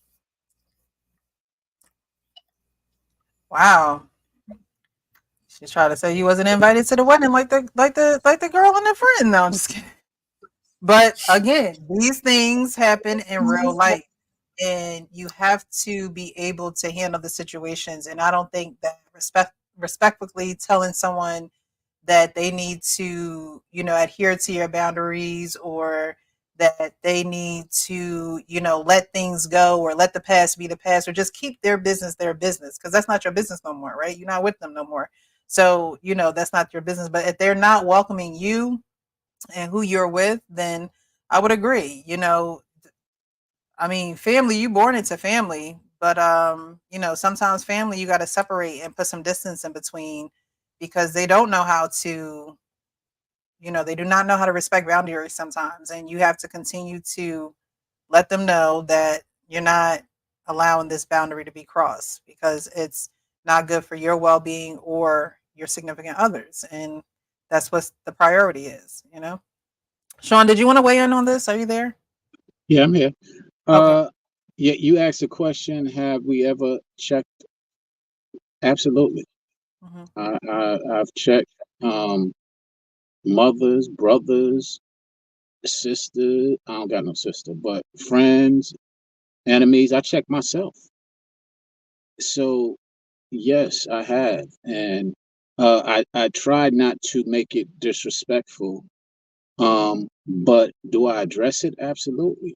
I said it kind of. I was responding to one of the gentlemen in a check who said, "Who are you to judge jury?" I'm not a jury. I make observations, and I share those observations honestly. Whether you like it or not is not really my concern. And and that's just where I stand. Now you can rebuttal and share what your observations and whether I like it or not is not your concern. So it goes both ways. It's not just like one way or the other. But I think the thing that I'm advocating and what I'm sharing is checking is just basically, or confrontation is just basically confronting the falsehoods or confronting where there's an issue. And am I confrontational? Absolutely. I try not to be combative though. Well, I believe in being however you want to be however you need to be to get the message across. Right. With my mom, you try to be respectful and understanding as a son, but when she's still staying out of pocket, it's time for me to get out of pocket. Right. When it came to my wife and she kept on with the jibber jab, I was like, I'm gonna have to cut you off, G. What you mean? I'm gonna have to cut you off. I'm gonna be the husband that you couldn't have for my wife. Woo, Rick. That's deep. Say it again, Rick. I'm drop on that one. I've been in a situation with my mom, and I feel that you should always keep the line with honoring your mother and your father and stuff like that. And I've learned my trigger points. And if you're not saying anything, if we're on the phone and it's going that way, I listen. I'll talk to you another time. Click. If you're doing it face to face, I'm gonna walk away from you mid sentence. You're gonna understand that type of behavior I'm setting boundaries on, and I love you. And that's what I didn't see from the young man, because he was still looking for an okay from his mom rather than saying, this is not okay. This is the woman I love. I pay bills in here. I am allowed to have my woman live in peace with me. Mom, I love you, but you're overstepping your bounds. That's what I was waiting to hear, and I didn't hear it. She's going to live in peace in there. I'm giving you a caveat. Suppose you are saving up. Suppose she is your woman. She did say she have an online business. We really don't know how they're putting the money together. They could be stacking paper. Like I know people that do that. They went back with family, stacked paper. They had a setback so that they can have a great comeback. If I look at it, I'm gonna look at it optimistically. She didn't disrespect the mom. She at least gets points for that. That shows at least the quality of the decorum of respect that she's wishing to show. Yeah, but that's the same exact reason why you shouldn't bring her in with your unruly mother, because obviously she seems like she's the opposite of your mom. She seems like she's peaceful. She seems like she's level-headed, whereas your mom don't care. She's you came for me. I feel like you're with him for his money. No, mom, you're with him for his money. You're with him for his money. I get what you're saying. So and that's valid. It just seems like, I don't think that the man is getting himself together. You don't have to bring her along with you. She don't have to live in your mama house with you. That's why I said, where is her family, or because she had to agree to that too. She had to agree to be there with him and his mom. So it's like, did she not know what she was getting into? How long have they been together? How long has this been the dynamic going this way? But I don't think that he should have ever moved her in there with him while he's trying to save up money and get himself together. That's the only other reason why he would be at his mom's house. I mean, and what's crazy is y'all act like y'all don't know who y'all mama is. Right. I get that point. But we don't know the schematics of how that played out. And I could look at it. I could even flip the coin this way. She's getting it together. I'm getting it together. We sat down. We made a bond. We're gonna get it from the mud. Rough situation with mom. There's no other place to go, so we gotta rough it until such times. And I know you've heard of situations like that. You might not be in the best situation, but you gotta eat crow until you're able to get out of that nest and deal with what you have to deal with until such time, because not everything is clean, is straight lace and clean cut. That's why I blame him. Yeah, you got to eat that. But look, if you're in the situation, she's saying he's paying bills, right? So he's doing his part. She ain't got an issue with that. She's head on with the lady. I gotta clean up behind you, you nasty, this, that. That's my son, he's mine. That sounds like the reverse of an Oedipus complex. Mama in love with her son, don't want you. I agree. They had nothing else. So there'll be no peace in that house regardless, right? Because the truth is, nasty to a woman who don't like somebody is just you not cleaning up the way she like, right? You don't put the dishes here. Why you leave a rag in the sink and not hang it on the side of the sink, right? Let's talk about it, right? My mama always told me you can't have two women in the kitchen. It's like, you see what I'm saying? It's like, and this is what I'm saying. Like, I understand what everybody's saying, because if that's your girlfriend, right, that is different to me. If this is my wife, it's a whole different ball of wax. You know what I'm saying? If it's my wife, it's a whole different ball of wax. A girlfriend can come and go, right? But if this was these man's intents that he's looking to wed her, he's supposed to cleave to her, not your mama, not your mama, right? So again, for him, and this is just me being honest, right? And this I'm speaking from my perspective. I can only speak from what I know and see in life, right? From my experience, right? And just like y'all said, like just like he said, more than likely he's having conversation with his mom about his girl, right? More than likely, right? For her to say that out front in front of them in that setting, I gotta go 99% that him and his mom has already talked about it or discussed it in some form or fashion, right? So that means that man already know how his mother feels about his girl. Why are you still there if you're looking to make this woman your wife? You're putting her in a bad situation, and you're not going to have peace either way. It said a man should rather sleep on a roof in the rain, right, than under the roof with an unruly woman, correct? On a rooftop. The Bible didn't say, "Oh, my bad, asterisk, I don't mean your mama."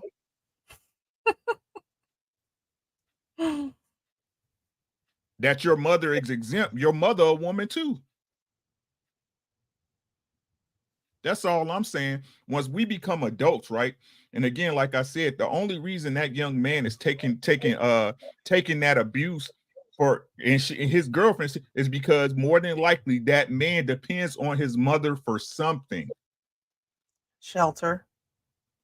Right? He depends on her. That's the reason why most people stay in relationships and be where they ain't loved or where they not appreciated and accepted, because there's a benefit so great you can't do it on your own, or you don't want to do it on your own. Right? Ain't no mama's knows best.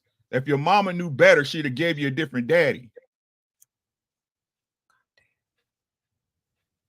Right? Your mama only know what she know. Just like you only know what you know. Your mother is not a god. She is not a genius. She does not have emotional intelligence, nor do they have this so-called intuition. It doesn't exist. It's a lie. Mamas make mistakes the same way daddies make mistakes. It's just that the daddy's mistakes way heavier, because like I said, this is how you know God is a man, because everybody blame God for everything any damn way. You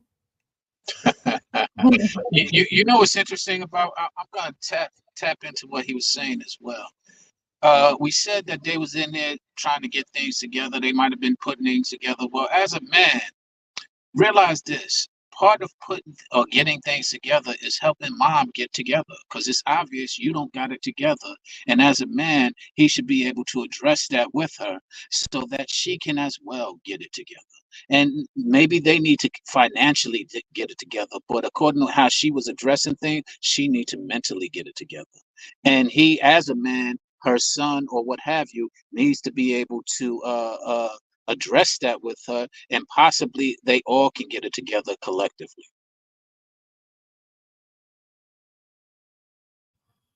Well, I don't think, women can raise men. So he needs a man, honestly, in my opinion, to help him get it together and get on the right track.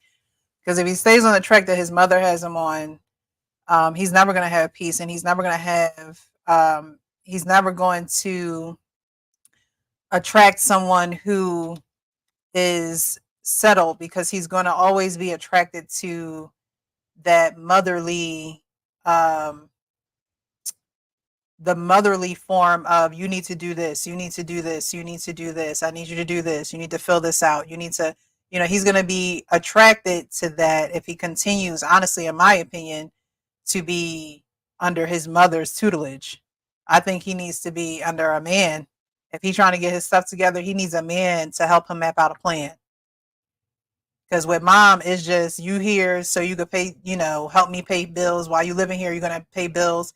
But, he also still needs to save. He already has a liability, which is the girl. You know what I mean? So I honestly think that she done took him as far as she could take him. He needs a solid man in his life. Solid man to say, hey, look, this is how you should be moving in life going forward. Okay, Precious, I'll grant you that, but really, it's not he needs a solid man, she needs a solid, and that's the point that I was making. Whether it's him or whether it's she needs a solid man. She as in the girlfriend or the mom? The mother needs a solid man. Well, look again. She done lived her life, and if she hasn't gotten the solid man, then that's not her son's fault. I think that she's going to continue to spew probably her bitterness and anguish of not having a solid man in her life, and she's gonna take it out on him or whoever he brings around, is like she is doing. But I wanted to read some of these comments, and then we're going to move on to the next topic. And then after that, we have our final topic. So we have Frenchie K, who says the mom was out of order and the son was too nice. We're just going to put nice for not checking that behavior and removing them from the situation. So yeah, she definitely was out of order. But again, she probably didn't feel like she was out of order because she felt like, this is my house, these are my rules. I could do what in a small way, she is correct. But at the same time, you just can't talk to people however you want to talk to them just because, they're underneath your roof. You have an adult son now. So WTF, she asks for that, knowing he lives with his mama. If his mom lives with him, she out of line. He needs to check her. Yeah, I think they're living with the mama. Son, husband. I couldn't be with him as a girlfriend or wife. He's not strong enough for me. He's just not in a place right now where he can really cultivate an environment for a woman, but the girl probably agreed to move in with him and his mom and help him build, which, most men want. Hey, are you going to help me build and things like that? But it's like, we can't have any interferences either. If you're going to be in this with me, then we need to be in this, and we can't have your mom interfering. She can't be disrespectful to me either. Jason says he moved a woman who is not his wife in with his mom. Mom allowed it. Mom don't have no man. If mom had a man, the man would have been like, she ain't moving up in here. She not coming up in here. You can stay here and do what you need to do to save your money and get out there and buy your own place and settle in on your own and get a job and have a normalcy for yourself. But she not coming up in here. If a man was in that house, I don't think it would have happened.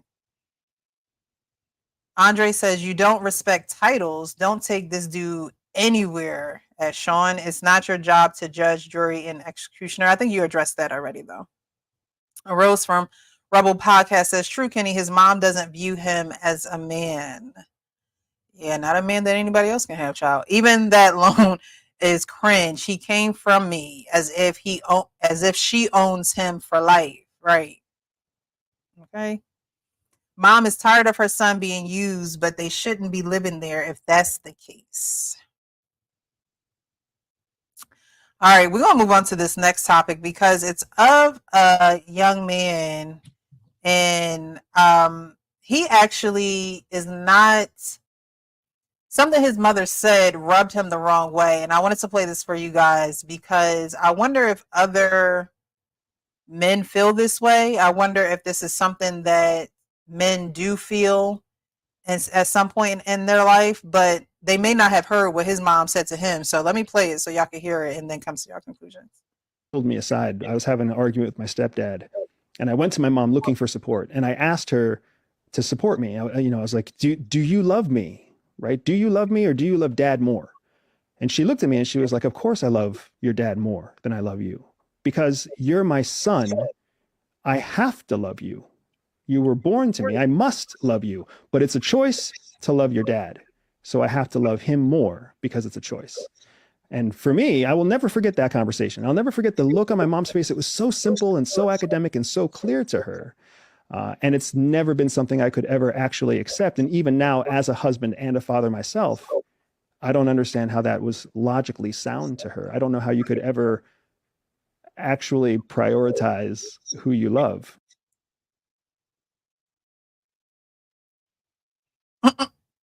So, so what do you guys think about that? The mom said, he was talking to the stepdad, and then, turned to the mom, and he needed her support.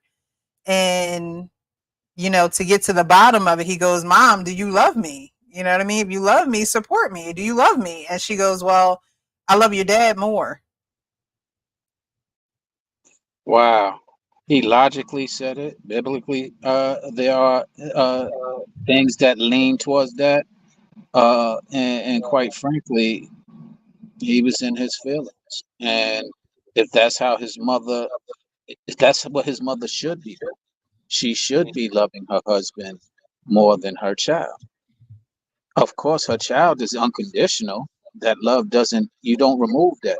And the funny thing is, I agree. She should be loving her husband just as unconditionally. But I like the logic that she said, yo, I chose to love him.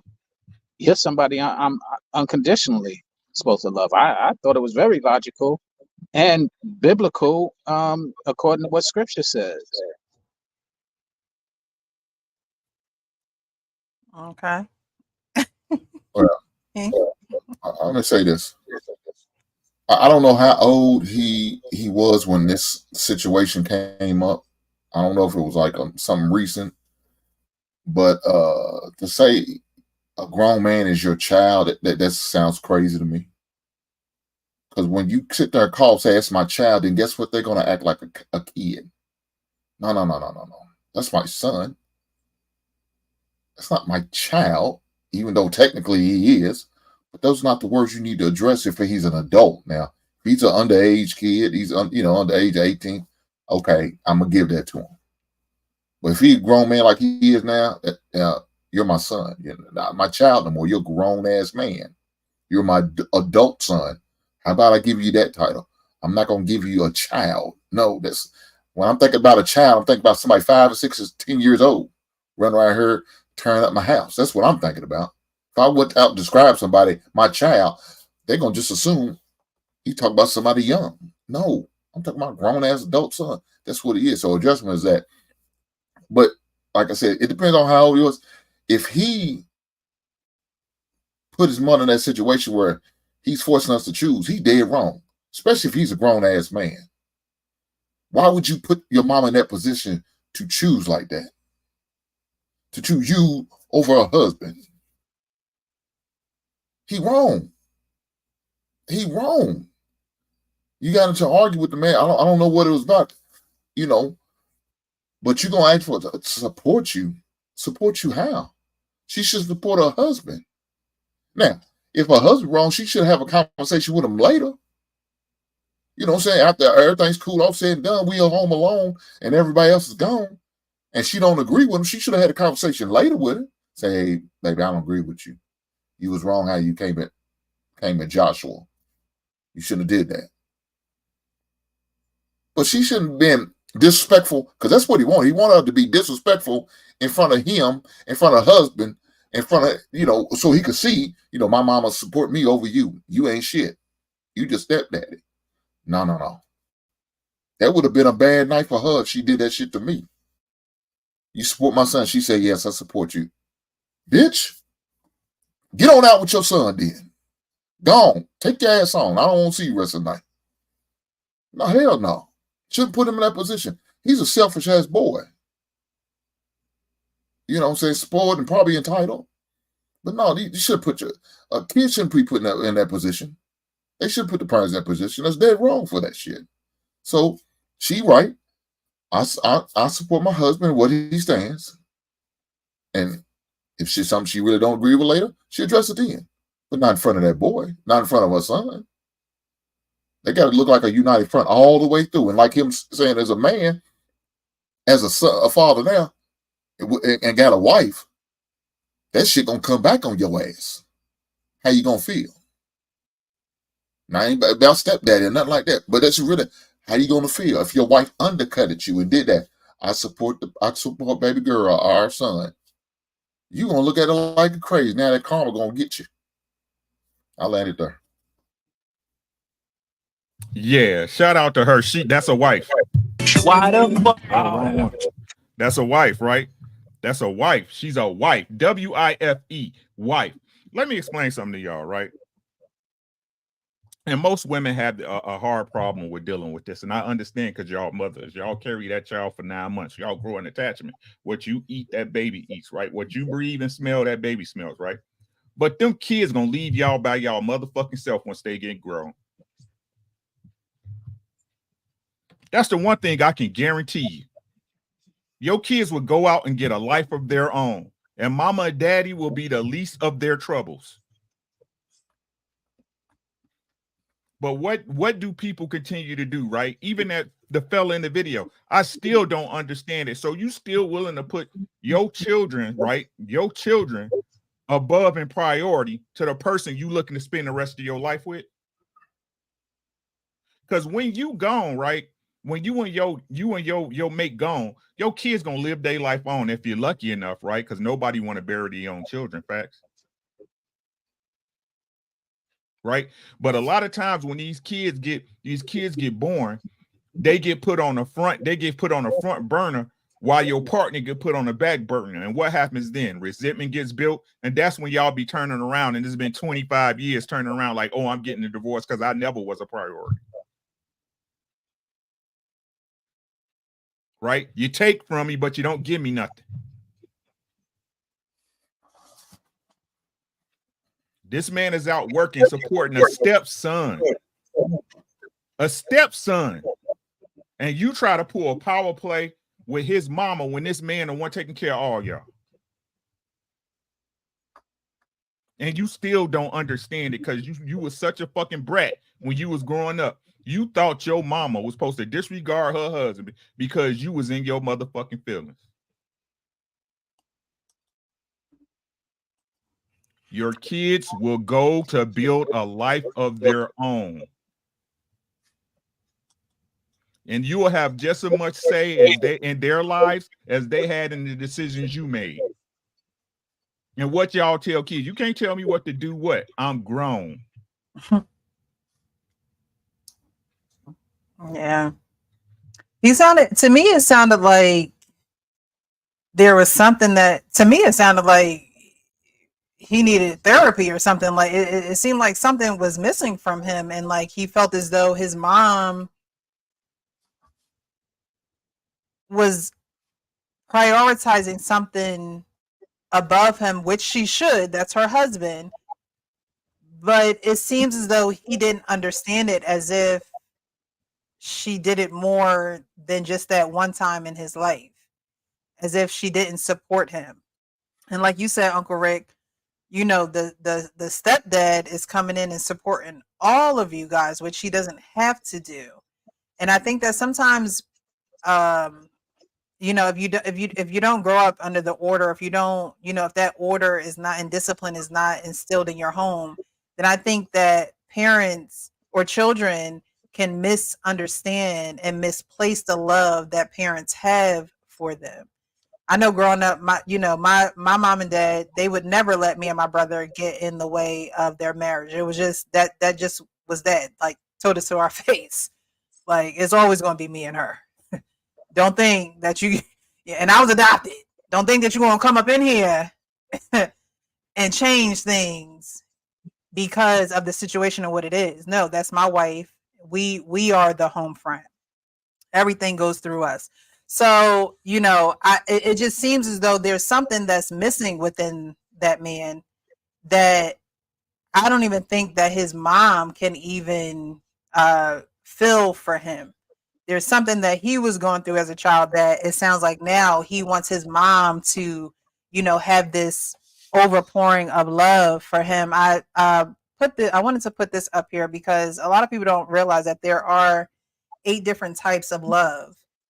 Eros, which is a sexual passion. Philia, which is a deep friendship. Ludus, playful love. Agape, which is love for everyone. Pragma, long-standing love. Felucia, love of the self. Storage, family love. And mania, obsessive love. So, there are so many different types of love, and the love that you have for your children isn't going to be the love that you have for your spouse. It's going to be different love, just like the love that you have, for your children is not going to be the same love that you have for a family member, or, um, the levels of love and the playing field of love is just not the same all the way in love, unless you're talking about agape love and you have that love for everyone. Everyone should have agape love. You should love everyone. You should treat people how you want to be treated. But you're not going to have the eros love for your child. That's a sexual passion love. You know what I mean? You're not going to have that love for your child. So I think sometimes the love gets misplaced. But in my opinion, listening to that clip, it just feels as though there is something that he's missing, that he's expecting his mom to feel. And he's an adult now. He's a father now. He is a husband now. And he's like, I would never tell my children that. And when you hear someone speak in extremes like that, it's because they lacked something. When they say, oh, I'm never going to do this, especially basing it off of something in their childhood, oh, I'm never going to do that to my child, or I'm never going to say that to that child. It's because they lack something and they don't want their child to go through what they went through, not realizing that they have to get through what they're going through. He's not finished going through whatever he's going through. He hasn't gotten through it yet. And he's going to push it onto his kids now. And now his kids will have the possibility to run his marriage because of what he didn't get settled in his childhood from his mom. You know something, Precious? That man should have had a conversation with his goddamn daddy. If he had an issue, with the situation, and talk to his daddy about that shit, and maybe his daddy can explain it to him to where he's understanding, and where he'll respect his daddy's answer. Now, I don't know the situation or relationship. I don't have no idea, but that's what he probably should have done. Had a conversation with the mama, and don't try to play sides on them. No, you don't interfere with nobody's marriage. I'm sure you wouldn't want nobody to interfere with your marriage like that, and say something like, say your girlfriend's sister. You wouldn't want to say, well, you need to pick between your sister and me, who you love, and you need to take my side. It should be automatic. Take your wife's side, regardless of, even if she's wrong. Don't do it right then there on the spot. Address it later. Correct her later. Get in her ass later. But on the spot, y'all need to be a united front. I don't care what's going on. Be a united front, because that's going to show you to each other, I have your back, you have mine. We will talk about it later. You was dead wrong when we in the car. Baby, you goddamn wrong. Why would you say that shit? But on that point, I'm going to stand with my wife. Another thing is, we talked about this on Sunday. I don't know if you was able to tune in or anybody was able to tune in.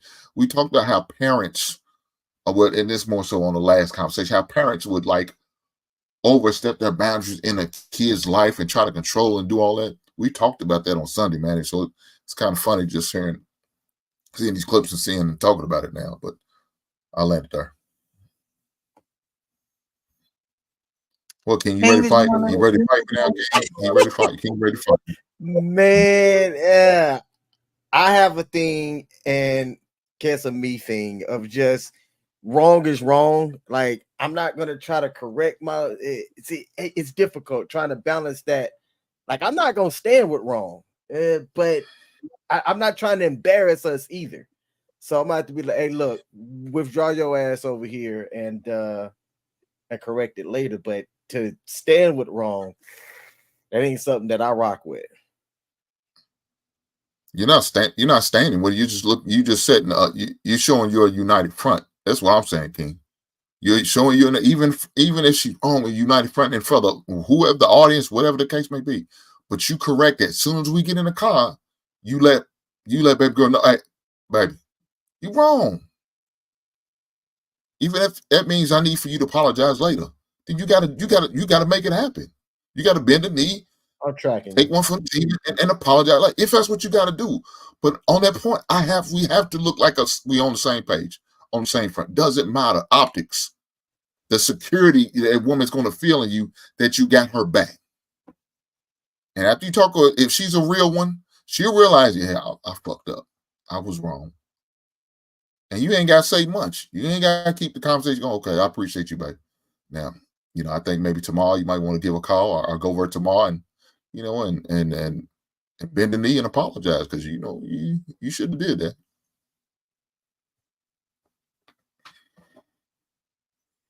See, you ain't always got to fight me, King. Not every conversation we have to have a fight. Ain't good. Hey, man, I'm just trying to get my struggle beard as majestic as yours, brother. Keep working on it, brother. It happened. Yes, sir. All right.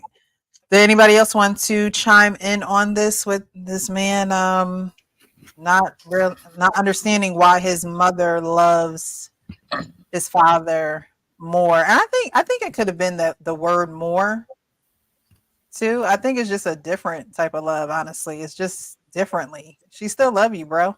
She just loves you in a different way than she loves her husband, and that's natural. That's going to be natural.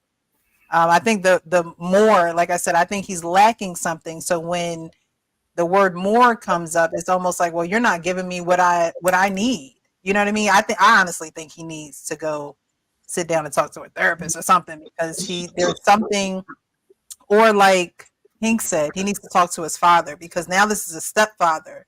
So this isn't his biological father. So, you have a man coming in, taking care of you and your mom. Again, a man that don't have to do it at all whatsoever. He's choosing to do this. He's choosing to love you. He's choosing to love your mother, just like your mother is choosing to love him. You have to ask yourself, what happened, Dad? Are you around? What's going on? Why'd you leave? What happened? Like, you know what I mean? Y'all need to talk about some man stuff because I think he's looking at his mother in a negative light. And it's not all on her. There's two people raising him, and plus a third who's trying to be in his life too. Sean, did you want to say something? I saw you come off the mic. If not, we're gonna go. Yeah. I just want to say, for the record, this is a time where all the men agreed against another man, seeing that people don't think that that's possible. Luckily, Payne ain't here because we probably would have had some pushback. But all of us have agreed against this man who acted like a little boy. I didn't. Well, state your piece. State your piece. Do you know who that man is? His name is Andrew Bustamante, a CIA covert intelligence officer. He is? That's who that is? The day where Yes, my that mom pulled is. me aside, I was having an argument with my stepdad. You Oh, can wow. look it up right now and get his face. Andrew Bustamante. He was a covert spy. You know how you have to get there and what mental evaluations you have to do to get to where he was to play spy versus spy and be able to be in and out of certain places. He's had an extensive career now. He has his own privatized company. But back to the man that still holds scars from being a boy and feeling that his mom chose a man over him. Certain scars can either break you down or fuel you. That fuel could be dark and drive you to places and push you to be successful. I think the way he said it, his tonality is like that's something that he recalls and he just got caught in the moment of remembering how he felt at that point in time. But I think that was the fuel that got him to where he is in life right now. Being able to detach from something even though he felt that way. What if he said, all I have is me? I'm going to be that thing and not look for anything to nurture me. I can stand alone and be anything I need to be. And in an abstract way, that pushed him to be the successful man that he is presently. Again, his name is Andrew Bustamante. You might want to look him up and see that interesting story that follows him. He used to be an Air Force officer as well. But I I get what you're saying. and I get what you're saying too when you say, you know, all I have is me, but he also has a family. You know, he has a wife, he has children. And I think sometimes we look at things and think that, you know, God did a mistake by not giving a certain person certain things that we expect from them, not realizing that God also fills our lives with people in, you know, different places that do give you that fulfillment that you're looking for, but you're not looking at it like that. You know, you're not necessarily looking at it in that way. And I guess I could say that just because of just how I grew up. You know, I didn't grow up with my biological parents, but God still made sure I had parents. Like, you know what I mean? So you sometimes we got to take certain things and look at them differently. Because if you continuously looking at the glass half empty, then you're never going to see it getting full at any point in time. And he may be, you know, successful and things like that, but you have a family and you have a wife who is now here for you to love, for you to, you know, be the head of that household. And whatever you lacked or whatever you didn't get in your childhood shouldn't be fuel as if, oh, I would never, you know, I would never say that to my child, but in a way of, you know, life is about transformation. So if you know that you didn't get that from, you know, your mom, and honestly, he was looking for his mom to say a certain thing. So it's not that his mom didn't love him. It's not that his mom, you know, didn't show him love and things of that nature, but he wanted his mom to say what he wanted his mom to say. And when she said what she said, it probably caught him off guard. Like, what do you mean you love him more? I could never say that. I'm a husband and I'm a dad, and I would never. But again, I think that that is misplaced emotion. And sometimes, again, we don't see the things that God gives us to fill us up and to replace the things that we feel as though that we're lacking. It takes a lot of maturity and a lot of, I would say, solitude to get to that place. And so, in his profession, you said that he's a CIA spy. You know, sometimes He people was. choose choose to be alone or choose to, you know, have professions where they're, you know, not around a lot of people, or they have to figure things out on their own because they're still in that it's only me, it's only gonna be me, when life has presented you with people in your life to love you and for you to love them. But because the love wasn't what you thought it could be, or what you thought it should be from your mom, this is going to stay with you. With in the relationships, a lot of our wounds come from our childhood. They start there, you know. um and if you're not looking at it in a healthy way, then you're going to look like your mom is doing you a disservice because she said that she loves your stepdad more. And so, you know, I don't know, not CIA spy, you know, whatever he did become or is, or whatever the case may be. You know, you could tell that he's still yearning, looking for something, and can't believe that his mom said that to him, even at his grown age. You I know, and I'm not think saying that you can't express how you feel and go down memory lane.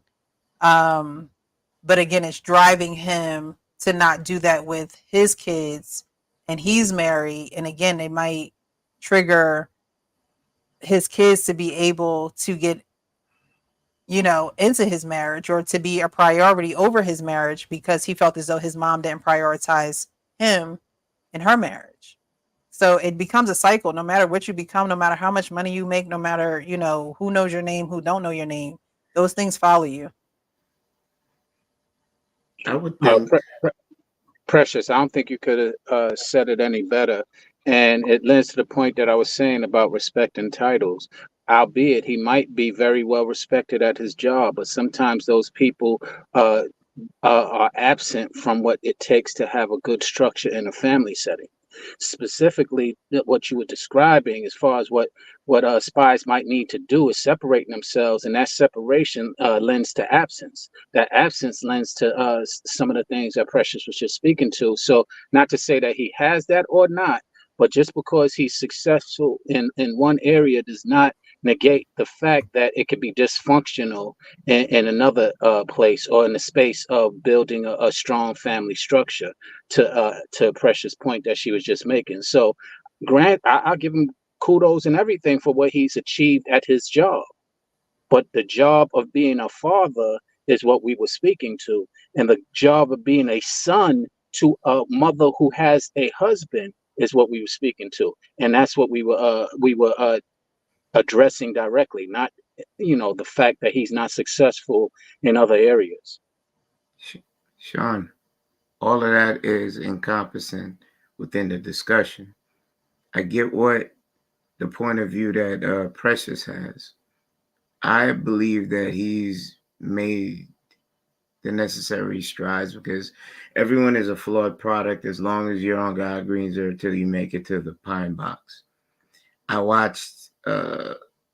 believe I watched a whole interview of him going over soup to nuts as for how he got into the military, how he got to that elite position, how he chose to move away from it and become a homemaker, have a private company, and so on and so forth. So as for me having more information than you guys, I believe he's successful at being a dad and a father, but there are certain things that you may not correct. Here's the caveat. If you let that thing control how you move forward, he's a successful dad. He's a good father. He's an entrepreneur, businessman, took what he knew and made his own company, and he's doing quite well.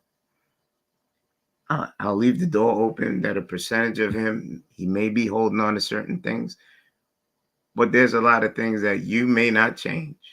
He may prescribe to being a man of faith or agnostic, but nonetheless, I get where you guys are going with it. There's two different point of views. We don't know unless we're inside that person, but it makes for great conversation. Thank you. All right, so is everybody done with that one? All right, we're going to get to the main topic. I'm actually going to take these away so I don't get them mixed up.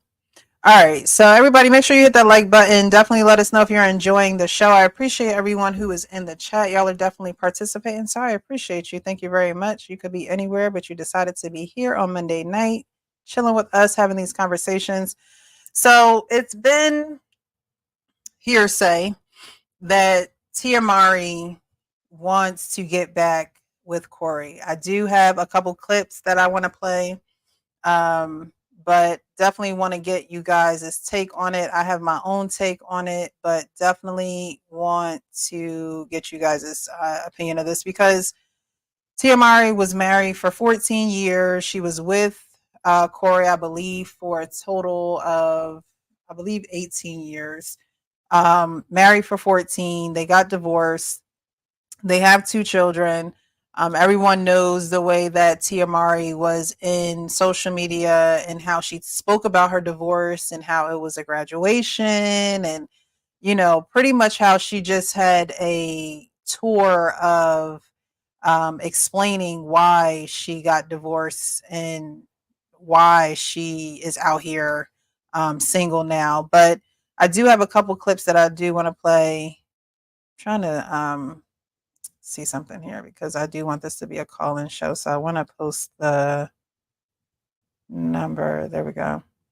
Okay, so I'm going to play these clips and we're going to get into it. Here, hold on, let me pause it because that's very short clip. But this is her doing like a parody on TikTok or Instagram, and the caption below of the picture pretty much says that she is 40 and she's now in these dating streets, and she didn't think it would be this difficult. She's nervous and terrified of doing the whole dating thing. She going to trust God and all that good stuff in that dating in that blob down there. But this is a full clip.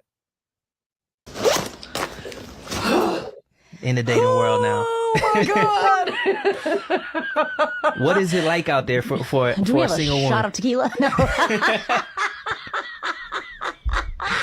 No, I haven't been single for 5 years, so I don't know what this world is like out there. But I know it. But from what I see and from what I hear, it is tough. It is very tough. I will say I've only been in the dating world for, I want to say 3 months now, and it is exhausting. It's exhausting. I want to throw the towel in. I'm like, what is wrong with, I will say this. Okay. Someone had told me, and I wanted to be like, no, I disagree with you, and I don't want to believe it. They were like, because my last relationship when dating was, when I was, dating this person, it was beautiful. It was amazing. It was wonderful. There was courting that was, involved. And I was saying how I feel like that's no longer, present, meaning like people just don't court each other anymore. And this person was like, well, that's old news. Like people just don't do that anymore. There's just this whole new way of doing things. And I'm like, you mentioned tradition, and I think that's where it kind of needs to go back, where, a man is, courting a woman and showing her, how much he appreciates her and wants her and loves her, or wants to be with her. And I feel like what's happening now, and again, I've only been in the world for a few months, is they have this mentality right off the bat that there is someone else. Do you know what I mean? Like there could be someone else. Is it that they're the prize? Yes. Yes. We talking deep here. We about to get into it. Oh my God, that the man is the prize. The man is the prize. Yes. I'm talking loud. Yes. That is so true. Like they've taken it off of the woman. Marriage is work. And that's marriage is work. it I'm is. not here. Let me. Go ahead. Sorry. I'm not gonna be here like everything is, bro. You have to work hard, to stay married, and stay together. You know what I'm saying?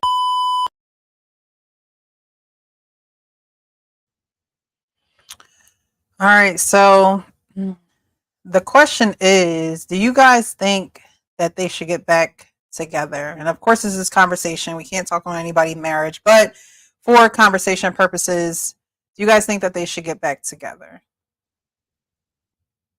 King. No. My observation of their relationship is that she wanted something different. It seems as though she wanted something better. I don't know jack squat about either one of those two. What I do know about her is that she lives a very public life, and what she chooses to share is very public. And while Corey is a actor in his own right, a lot's private about him. If you try to look up anything about his views on anything that he's done outside of it being with him and his now ex-wife, you're not going to find anything. And to me, that's kind of eye-opening, right? If they were to get back together and this man were to accept her for whatever his reasons are, there's not a reason for me that makes sense, and it would be something that I couldn't understand. So to your question, should he accept her if that was a real life thing that occurred? No. All right. So Okay. no. My human, emotional, manly, I don't know what other says hell no. My spiritual pulls at me to say if there's a chance for forgiveness for the marriage, or that's the spiritual side. But I'm human right now. And so my human side is tugging away against my spiritual side. Let the Lord forgive her. Man, move on. But again, that's my human and emotional point of view. Okay, thank you, Sean. Kenny, what do you think? You think they should get back together or no? You went and broke the covenant. You saw the grass wasn't greener on the other side. Whatever issues they had, they should have been able to work out as husband and wife. You didn't have the faith nor grit to stick it out and make it work. You wanted to go out there and dip out, stay out there. I wasn't the one that left. No. Go live by your mother. Ooh, not by the mother. All right. Rick, what do you think, Uncle Ricky?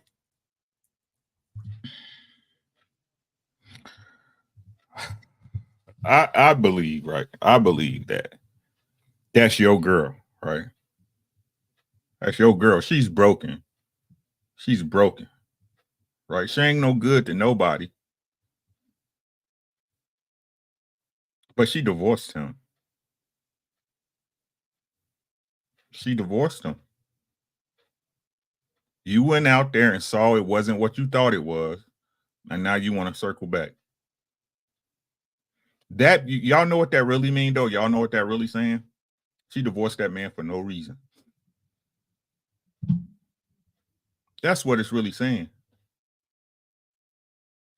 And let's throw out the social media embarrassment, right? The innuendos, right? The long haiku and soliloquies, right? Let's throw that out, right?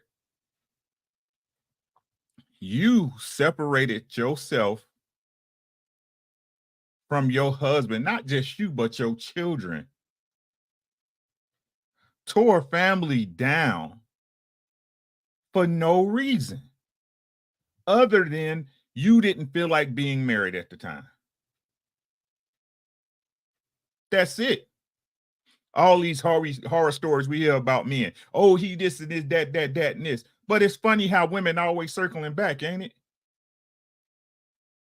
Ain't it funny how they always spinning the block on the same dude they was with?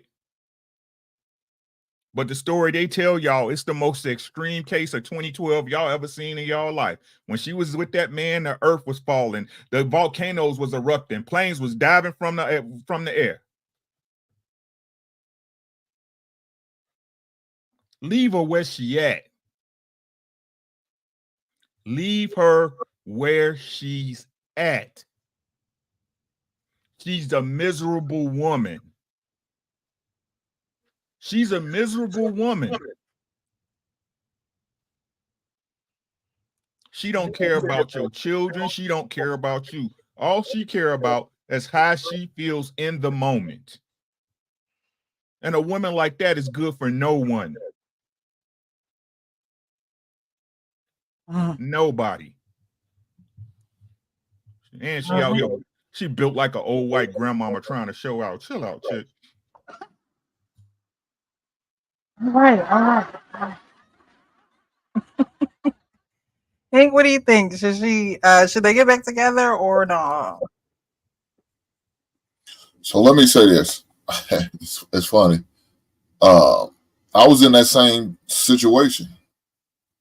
2016, January 2016, my divorce was finalized. 2018, me and my ex tried to get back together and make it right for the family. But I had a lot of rules and regulations, stipulations in order to make it happen. And unfortunately, she couldn't do it. So we never got remarried, but that was the plan. 2020, we dissolved. It just ain't gonna work. It just ain't gonna work. You're not willing to do the things that I need for you to do. And I told her, I'm not gonna remarry you. We could play boyfriend girlfriend if you want to. I'm not going to remarry you. And she said, there's no need us being together. I said, oh, I'm okay with that too. And we went our separate ways. So did I try? Yes. And I tried to do it for the betterment of the family. Just didn't work. So let me say this. I have no problem with them trying. I have no problem with them putting effort. But I think, what's his name? Corey, I think that's his name. You need some rules and regulations, some boundaries, some standards that you have to have. And things got to be changed. A lot of it has to be changed in order for things for y'all to get back together. And I would present that to her. And if she's not willing to change, then keep it moving. I wouldn't remarry her until I see them change and it's consistent. Not just doing it for 2 or 3 months. I need years. It may take 3 years before I remarry you. But if that's what it takes, and these are my rules and regulations, my stipulations, then so be it. If you can't honor that, then we can't be together. So I appreciate everyone's responses. I started to talk about this Sunday on live on Instagram. I was taking a walk in the park and getting some fresh air, listening to church and things like that. But I believe that they should try to work it out. I really do. Now I know that Tia's disrespect and disdain for her husband has been very loud, and so I believe that if they're going to work it out, then she needs to be just as loud with reconciliation with him. She needs to be just as loud with that because you think about it, she talks about she shouldn't be back with him because it's hard out here dating and things like that, even though that is facts and that's reality for her. But you had a husband, you had children with him. I believe I want to say he was one of her only boyfriends or serious relationships, which means you guys know each other. You'll know him more than you'll know any man that you try to come across. Any man you try to come across, you hear her saying, "Oh, well, they don't want to court, and they don't want to." She feels as though that men think they're the prize, in which I don't see the problem with men thinking that they're the prize. But even in the conversation that she had with him, the ending of that clip, because I kind of pieced some stuff together, but even the ending of that clip, Corey clearly has come into this thing with the mindset that marriage is work. Marriage is work. And I believe that Tia didn't want to be with Corey anymore because she didn't know a life outside of him, a personal life outside of him. And I don't think that that's a reason to divorce your husband. She also didn't know who she was as a woman. That's not a reason to divorce your husband. If anything, your man shows you who you are as a woman in that relationship. And I think that this showed her that she probably wasn't as whole of a woman as she probably wanted to be. And so, okay, cool. But to divorce your husband over that, to me, seems drastic. It seems like very, like the first clip that we played, very impulsive, very emotional. I believe Corey had put out a post saying that, when you act off of emotions, it'll cost you every time. So Corey knows who he dealing with. He didn't file for divorce from her. She filed for divorce from him. And so if there was a possibility that they are going to get back together, because again, this is hearsay. I've seen a lot of people report on it. I've seen a clip. I believe she's coming out with a new reality show. I forget what the name is. It's coming out, I believe, next month.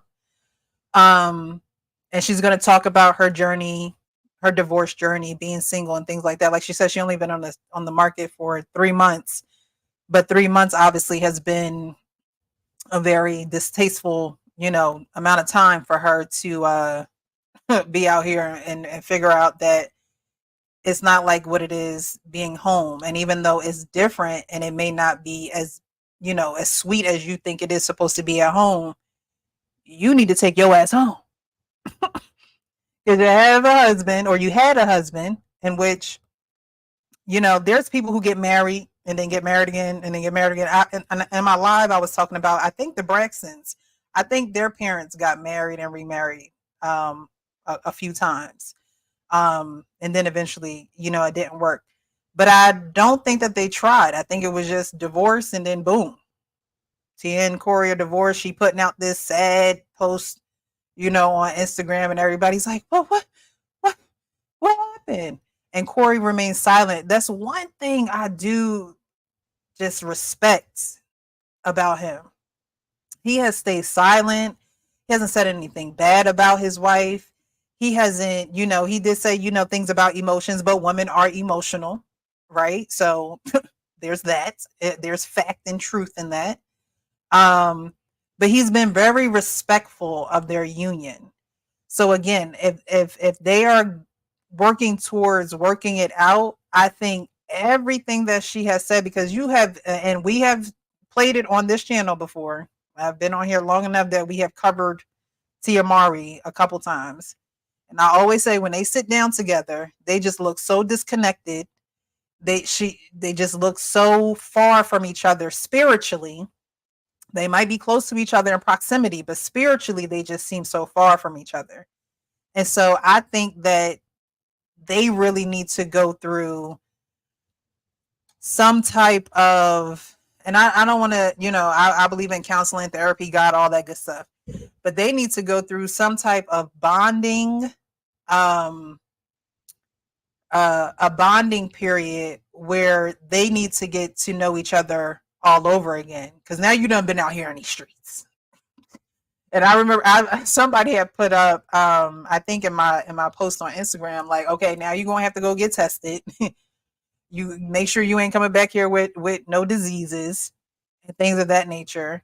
But I think that I wouldn't be opposed to them working it out, because we talk about on these platforms all the time, how people don't want marriage, and marriage isn't for everyone. If you want marriage, you want it. If you don't, you don't. But they were married, which means that they believed in the union of marriage. They produced 2 children out of it. Her talking about marriage and then being divorced and it being a celebration and a graduation and things of that nature. She is now eating her words, because you went from graduation back to kindergarten, sweetheart. You back in pre-K now. You back in pre-K and can't get past that graduation, because the men out here are not, up to par what you want. But you had someone at home that could take you out. I think she also had issues with Corey and him not being able to produce as much work as she has or does. And my thing with that is, you married him that way, which means you agreed to go along this journey with him of what he was going through as far as his professional career. And so if you're in this industry, you should be helping him, being the helpmate that you should be, helping him, right? You should be helping him. She talked about in one, someone had posted something, influencer, or I don't know who the guy was, honestly. So he could have been, anyway, I don't know who he was, but he talked about, people not living up to being fully adults and being tidy and things like that. And just this whole rant on, if people aren't what you want them to be, then you need to let them go. And she had put some eyes underneath of the post, pretty much alluding to that, she was referencing that as far as Corey is concerned. And, cleaning up around the house and bringing in work and things of that nature. I still don't think those are reasons to divorce your husband. Those are things y'all work out. Those are things that if you've had somebody put in the chat about like a midlife crisis, which I think that she truly did. I truly think that something happened with Tia where she felt like she had to get out. And I don't think that that was the answer. But divorcing your husband without, going through the proper steps of trying to reconciliate, trying to get back on the same page with him, because I believe she divorced him for nothing. I mean, I'm not Tia, but then again, I know myself. Tia, maybe she didn't know herself because that's what it sounded like. She wanted to be happy. She don't know what happiness is. She don't know what peace is. Those are things that you have to find before you are joined with somebody. Those are things that you have to know that you have before you're with someone. So when you get with someone, you're adding to that and they're adding to you. But since she was so young and she was being an actress and things of that nature in the industry, I don't think she really saw marriage as marriage. Again, she saw it as a graduation. She saw it as, getting through this step in life. Okay, and now I'll live another phase of life. When you're married and you have 2 children, that is your life. So why give up your life for something that you don't know? You don't know this outside life. So why not stay with the man that you married? So I'm in favor. And if you guys want to call in, you can. The number is scrolling across the bottom of the screen if you want to weigh in on this. I'll give the show another about half hour, and if nobody calls in, we'll close out. But I would be happy to see them work it out, but I would want her to be just as loud with reconciliation as she was with tearing him down and making him look like a fool in social media. Another woman who goes to social media to talk about issues. I just hate that aspect. I can't stand her. To talk about your issues. I can't stand her. I'm sorry. So, Precious, what can be the reconciliation after you totally embarrassed me as a man, your husband, treated me at the lowest of low? We don't know what went on inside closed doors, but we can surmise from his silence and respecting his covenant and her audacity to blast that all over the ethos of public media. Then when she found out that she's no longer a bad bee and the pickings are slim for her, she wants to come back home. That's a bitter pill to swallow for a man, and men are prideful, especially men that hold to a covenant because he didn't break it. Mm-hmm. She could have did that all nice and quiet, kept her business to herself without trying to tear down the man on her way out. But she chose the latter, right? I agree with you. Okay. And from a I just woman's want to seat, chime in before Kenneth, I'm not before you done yet. continue, because I want to thank Precious and Hank for pulling me back to my spiritual side, and Kenneth, you just bringing me back over there, and I don't want to go back over there. So I just want to say, yeah, I can understand the perspective that both you and Hank brought up, and there will be some stipulations on being able to forgive her, and I gotta find it in my heart to be able to forgive on that spiritual side.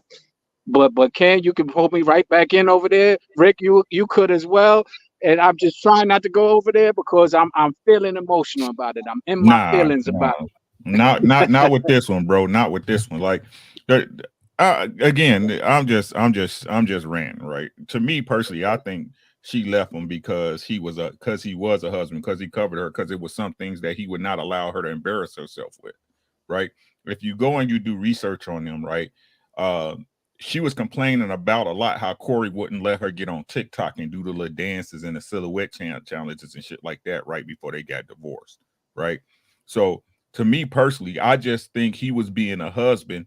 And again, people on the inside looking out, thinking the world out there is something that's not, right? Oh, I can get a man anytime, and I don't care what nobody say. The only reason a woman will leave a man is she feels, especially if he's a good man, a decent man, a husband, right? And he's a good option. The only reason they're gonna leave a man 9 times out of 10, right, is one or two reasons. Money. That means there's a better option available, or some dick. That's it.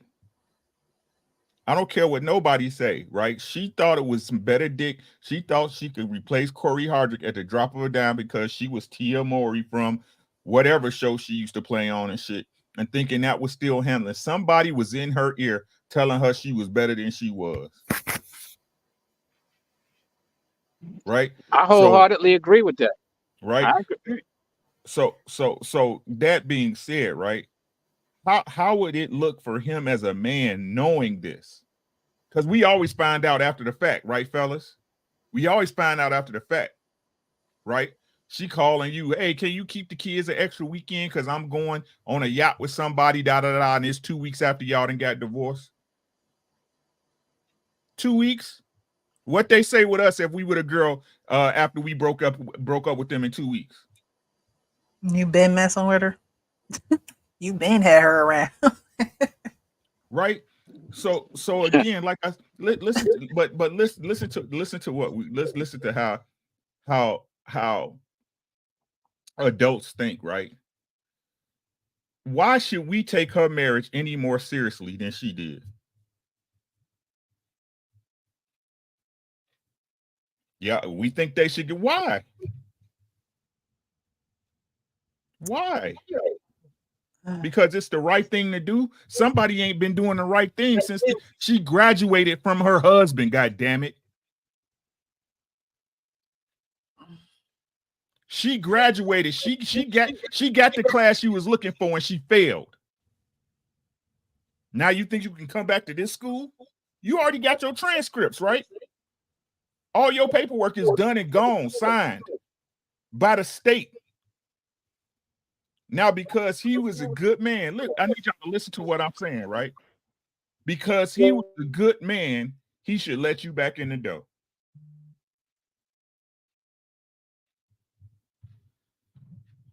What's the point of being a good man if you don't get no rewards from it? What's the point of being a good husband when your wife ain't gonna be decent?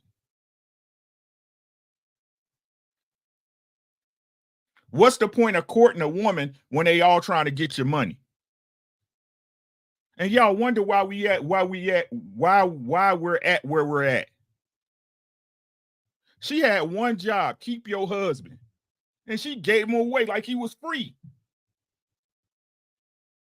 Gave him away like he was free, like he was nothing. Let's keep it honest, like he was beneath her.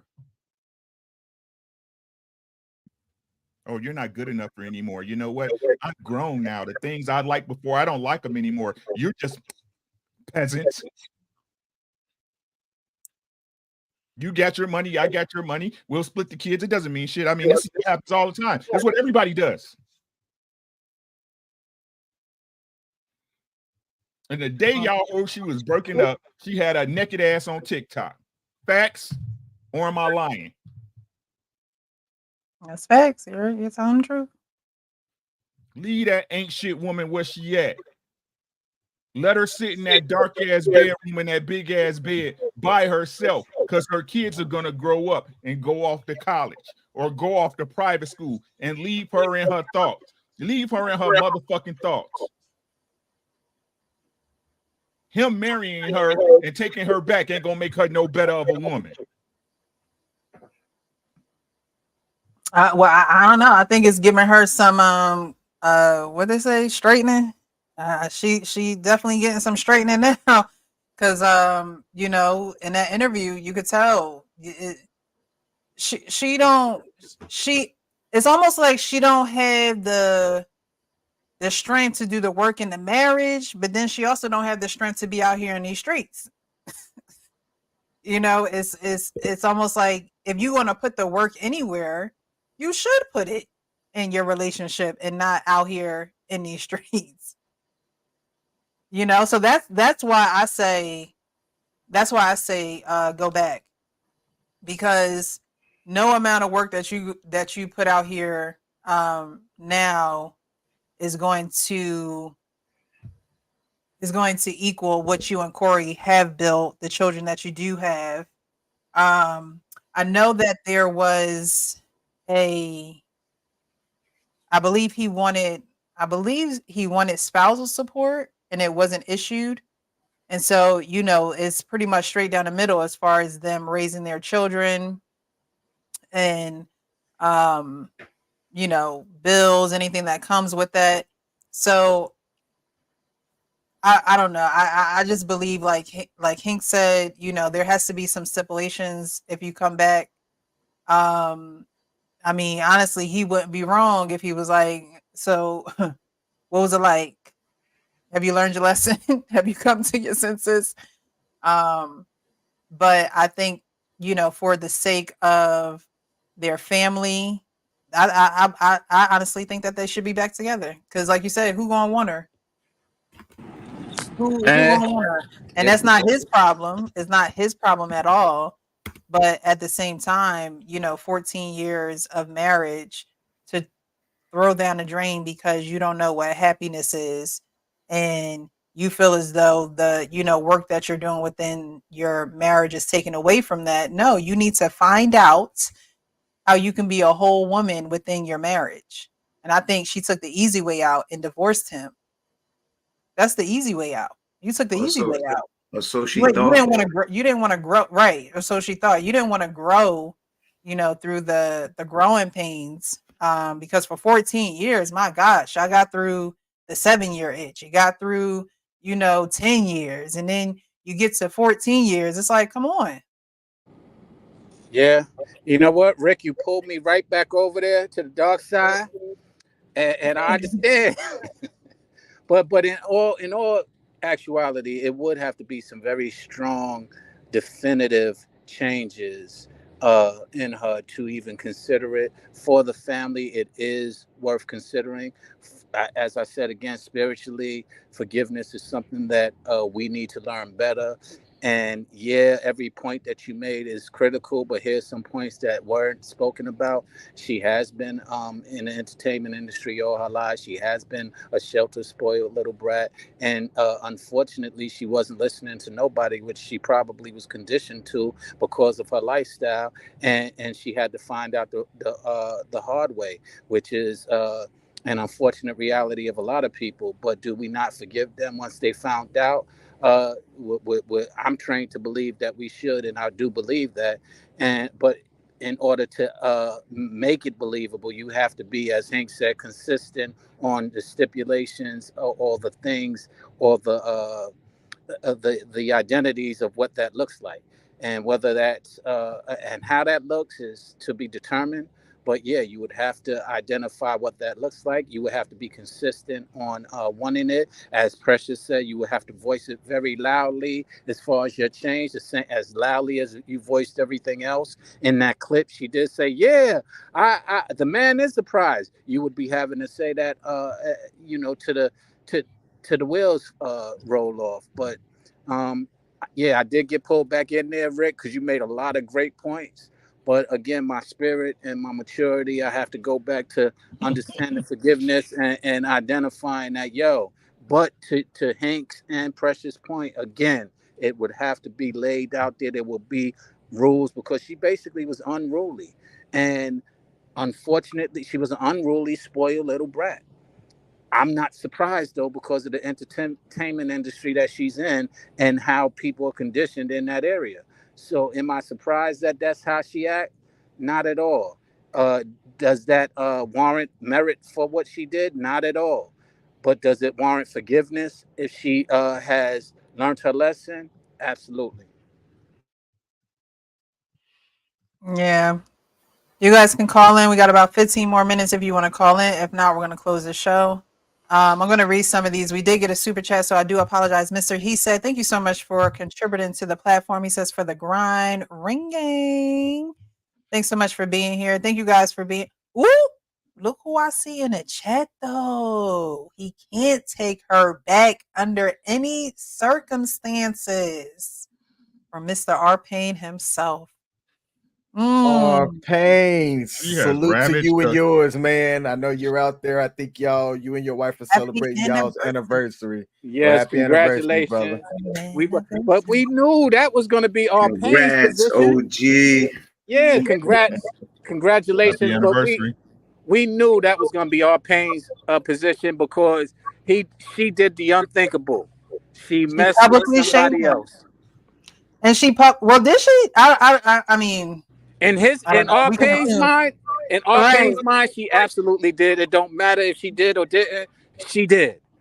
And I think it's a lot to do with, public shaming. That's one thing. Again, I'm gonna go back. I hate that women do that.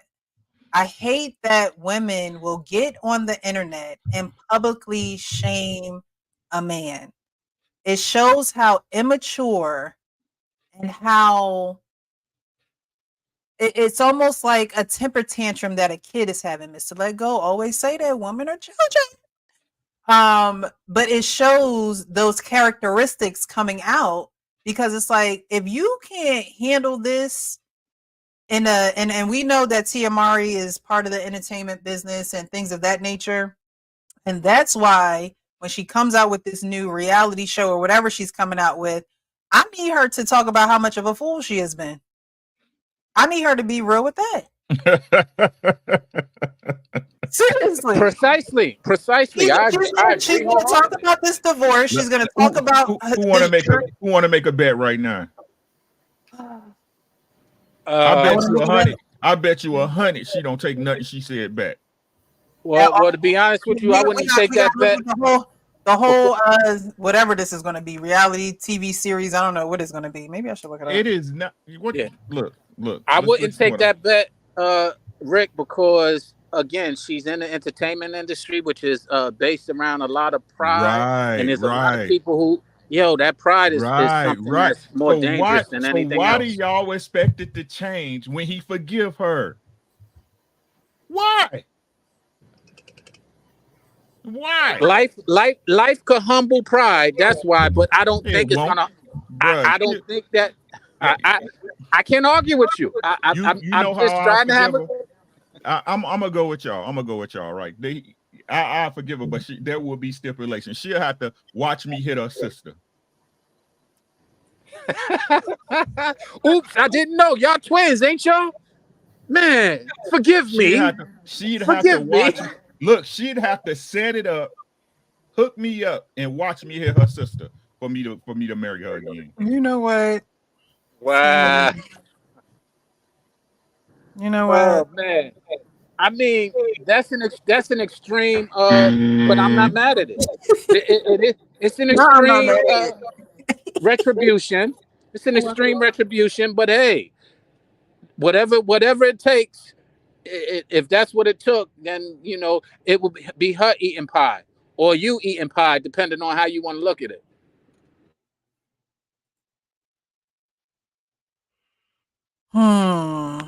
So she's gonna have this new.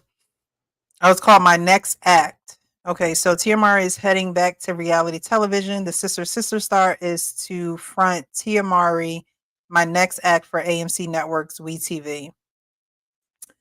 It comes after Mowry and her husband Corey Hardrick finalized their divorce last year. The news came out as part of AMC Network's 2024 Upfront presentation taking place today in New York.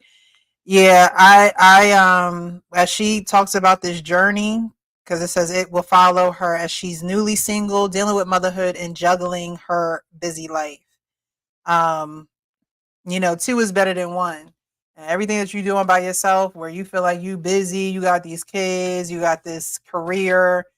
Corey was once upon a time there. He was, your husband. He was splitting those things with you. So for the mere fact that you want to have this reality show, I want you to talk about how hard it is and how you regret doing it. That's what I want to see. She is still banking off of their divorce, my sister.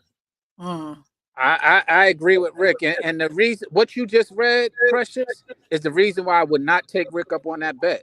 It's because as good as it sounds, she's still caught up in being a selfish Hollywood little kid. She is still banking off the failure that she caused. And y'all think, man, leave her for the streets, bro. And I can't dispute that because if you really are trying to get your life together, a show is not the way to go. He's already your life has already been publicly shamed, so you have to take that your life out of the public in order to retribute. That's why I want her to wrap it up full circle. That's why she should come out and say, look, these last couple of these last few years have really been eye opening for me.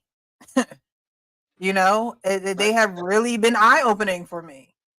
And I would like for, because you hear about women, you know, divorcing their husbands and, you know, throwing them out there to the wolves and things of that nature. But do you really hear a woman say, you know what, I was wrong for what I did? I Right. regret doing what I And did. and Not she got a bag, genuinely. and she got a bag on the line. Yeah. They have a bad, because honestly, they're still family. You divorce your husband, y'all still family. Right. And like I said, it's hard because she's still chasing the bag. And let's just play it out. Let's just say it was a money bag for the family. They're getting on this show and they're trying to come together and genuinely, and they're gonna get a bag while doing it. That's a dangerous game to play. That's a real dangerous game to play because she already showed that she don't really know how to play the game of life that well. So she will probably fail.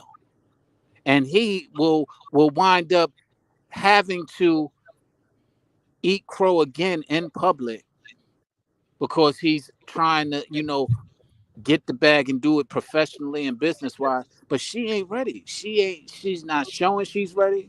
She ain't.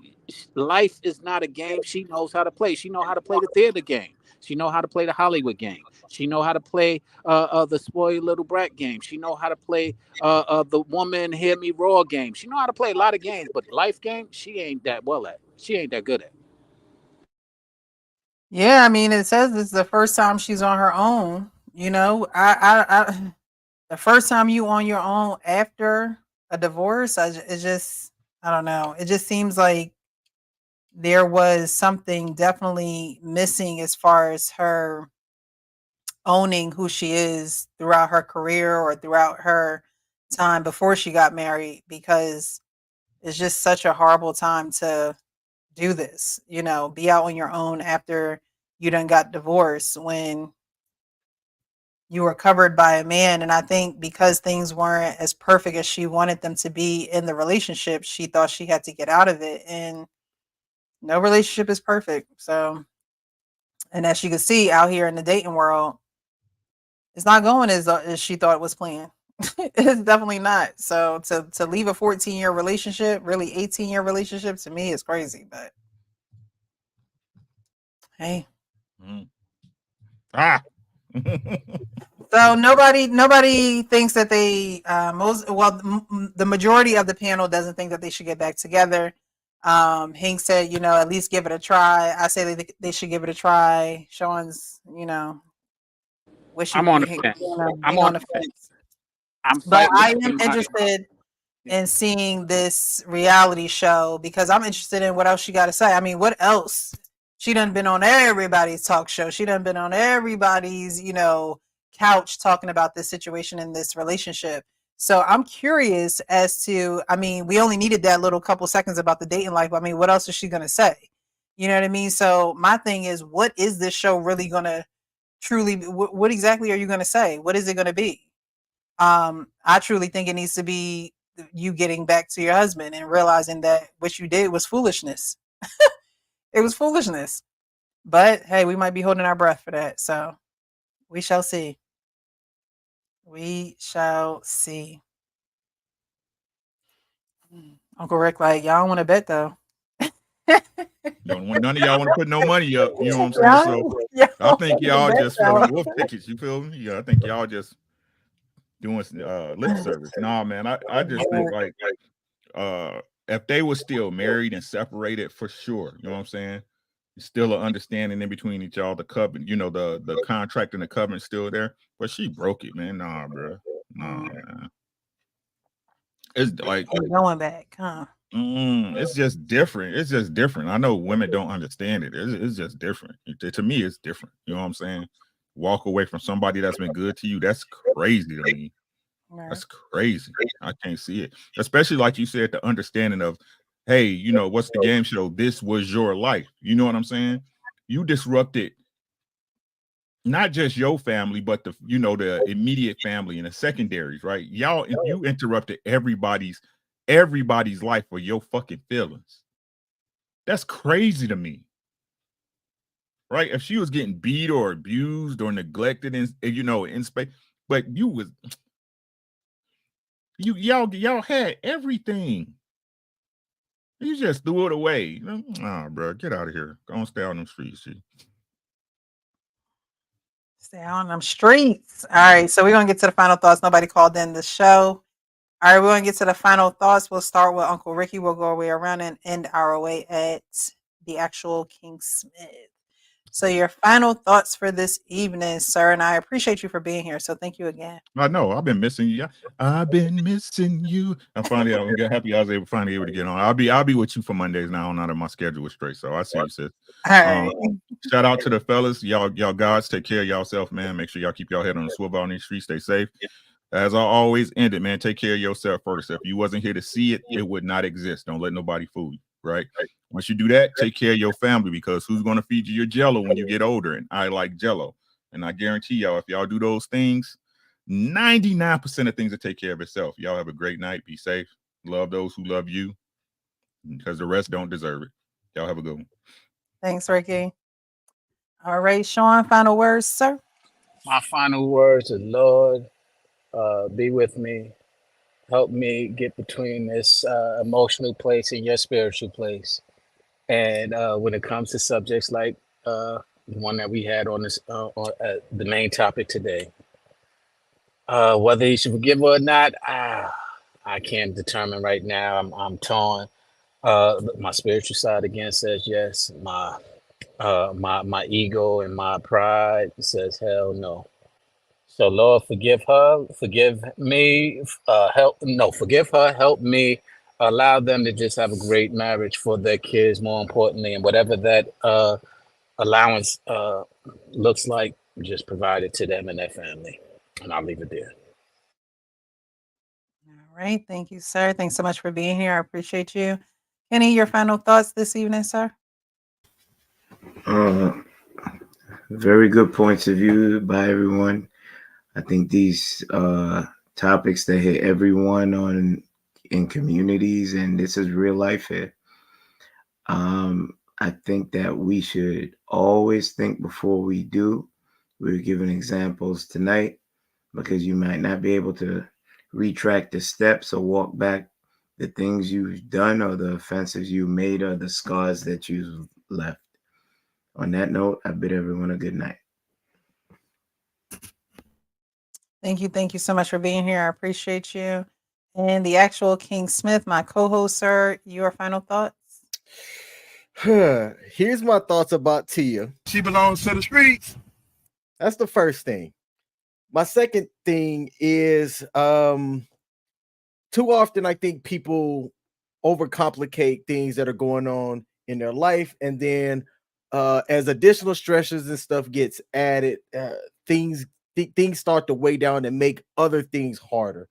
To the people out there, I think a good bit of the people that watch this show, they see the value in simple, and they see the value in leadership, right? And there's going to be some people that some concepts that a lot of the men have shared are new concepts to them, and they may take something from that, learn from it, try it out, apply it, and grow. The thing, I'm going to sound like a broken record, because for me, I'm going to continue to say, be honest, open, and transparent with yourself. Be honest, open, and transparent with others. And I got that from you, Precious. I love that. I say that almost every day. And don't overcomplicate your life and just use the KISS method. Keep it simple. That's all I've got.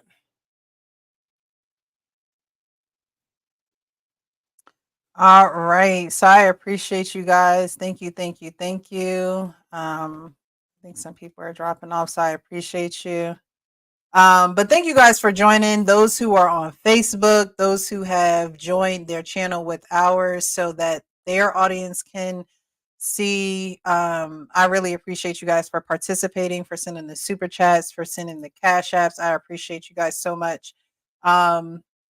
I don't know what's going on with my YouTube. YouTube don't like me too much, y'all. YouTube sent me an email, and I'm like, I just don't know if I'm gonna continue to do YouTube. But I love doing these Monday nights with you guys. So I don't know. Stay tuned because I may have to think of a different direction, maybe a different platform.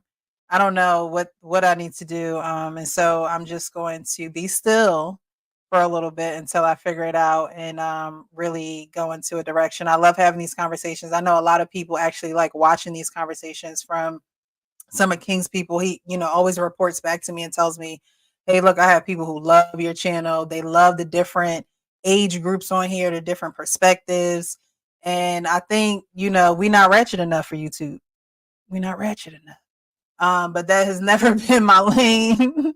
And I will not start to get ratchet for YouTube. So I'm just going to have to think of different avenues and different ways to connect with you guys. But I do appreciate you, all those who watch, who tune in. Again, from Facebook, you guys don't have to. You still tune in, you still watch, you still contribute. So I really do appreciate you. And my final thoughts, like since day one, since I have been here, be real with yourself so you can be real with others. If you're not real with yourself, you can't be real with others. You can't build anything with others. You can't sustain anything with others because you're lying to yourself. And so, if you have to be alone long so you can be real with yourself, at least you'll have oneness within yourself so that you'll be able to receive and give to others. When you're not real with yourself, you can't be real with other people. So I appreciate you guys. Those are my final thoughts. Be hot, honest, open, and transparent. And do that with yourself first. Be hot with yourself first. Again, you can't be real with others until you're real with yourself. So you might have to get honest, open, and transparent with yourself about some things. Write some things down, post some things, go to a therapist, create a relationship with God, do what you got to do to get stillness within you so you know which way to move, which direction to go in. And so you won't be going in circles. I think that when you're not real with yourself, then you start to go in circles and you wonder why, and you wonder why you're not getting where you need to get to because you're not being real with yourself. And so, even with this YouTube, I love doing this. But I have to be real with myself and say, is this truly where God wants me to be? I love being here with y'all, but I gotta be real. Like, is this where I need to be putting my time, my energy? And so we will cross that bridge when we get there. But I love that we had this conversation this evening. I love the different perspectives, and I love that we can get together and have civil conversations. I really do. So I appreciate you guys. And again, thank you for joining us. Happy Tuesday at this point. And again, be real with yourself so you can be real with others. You guys have a great evening, okay? Good night. Good night.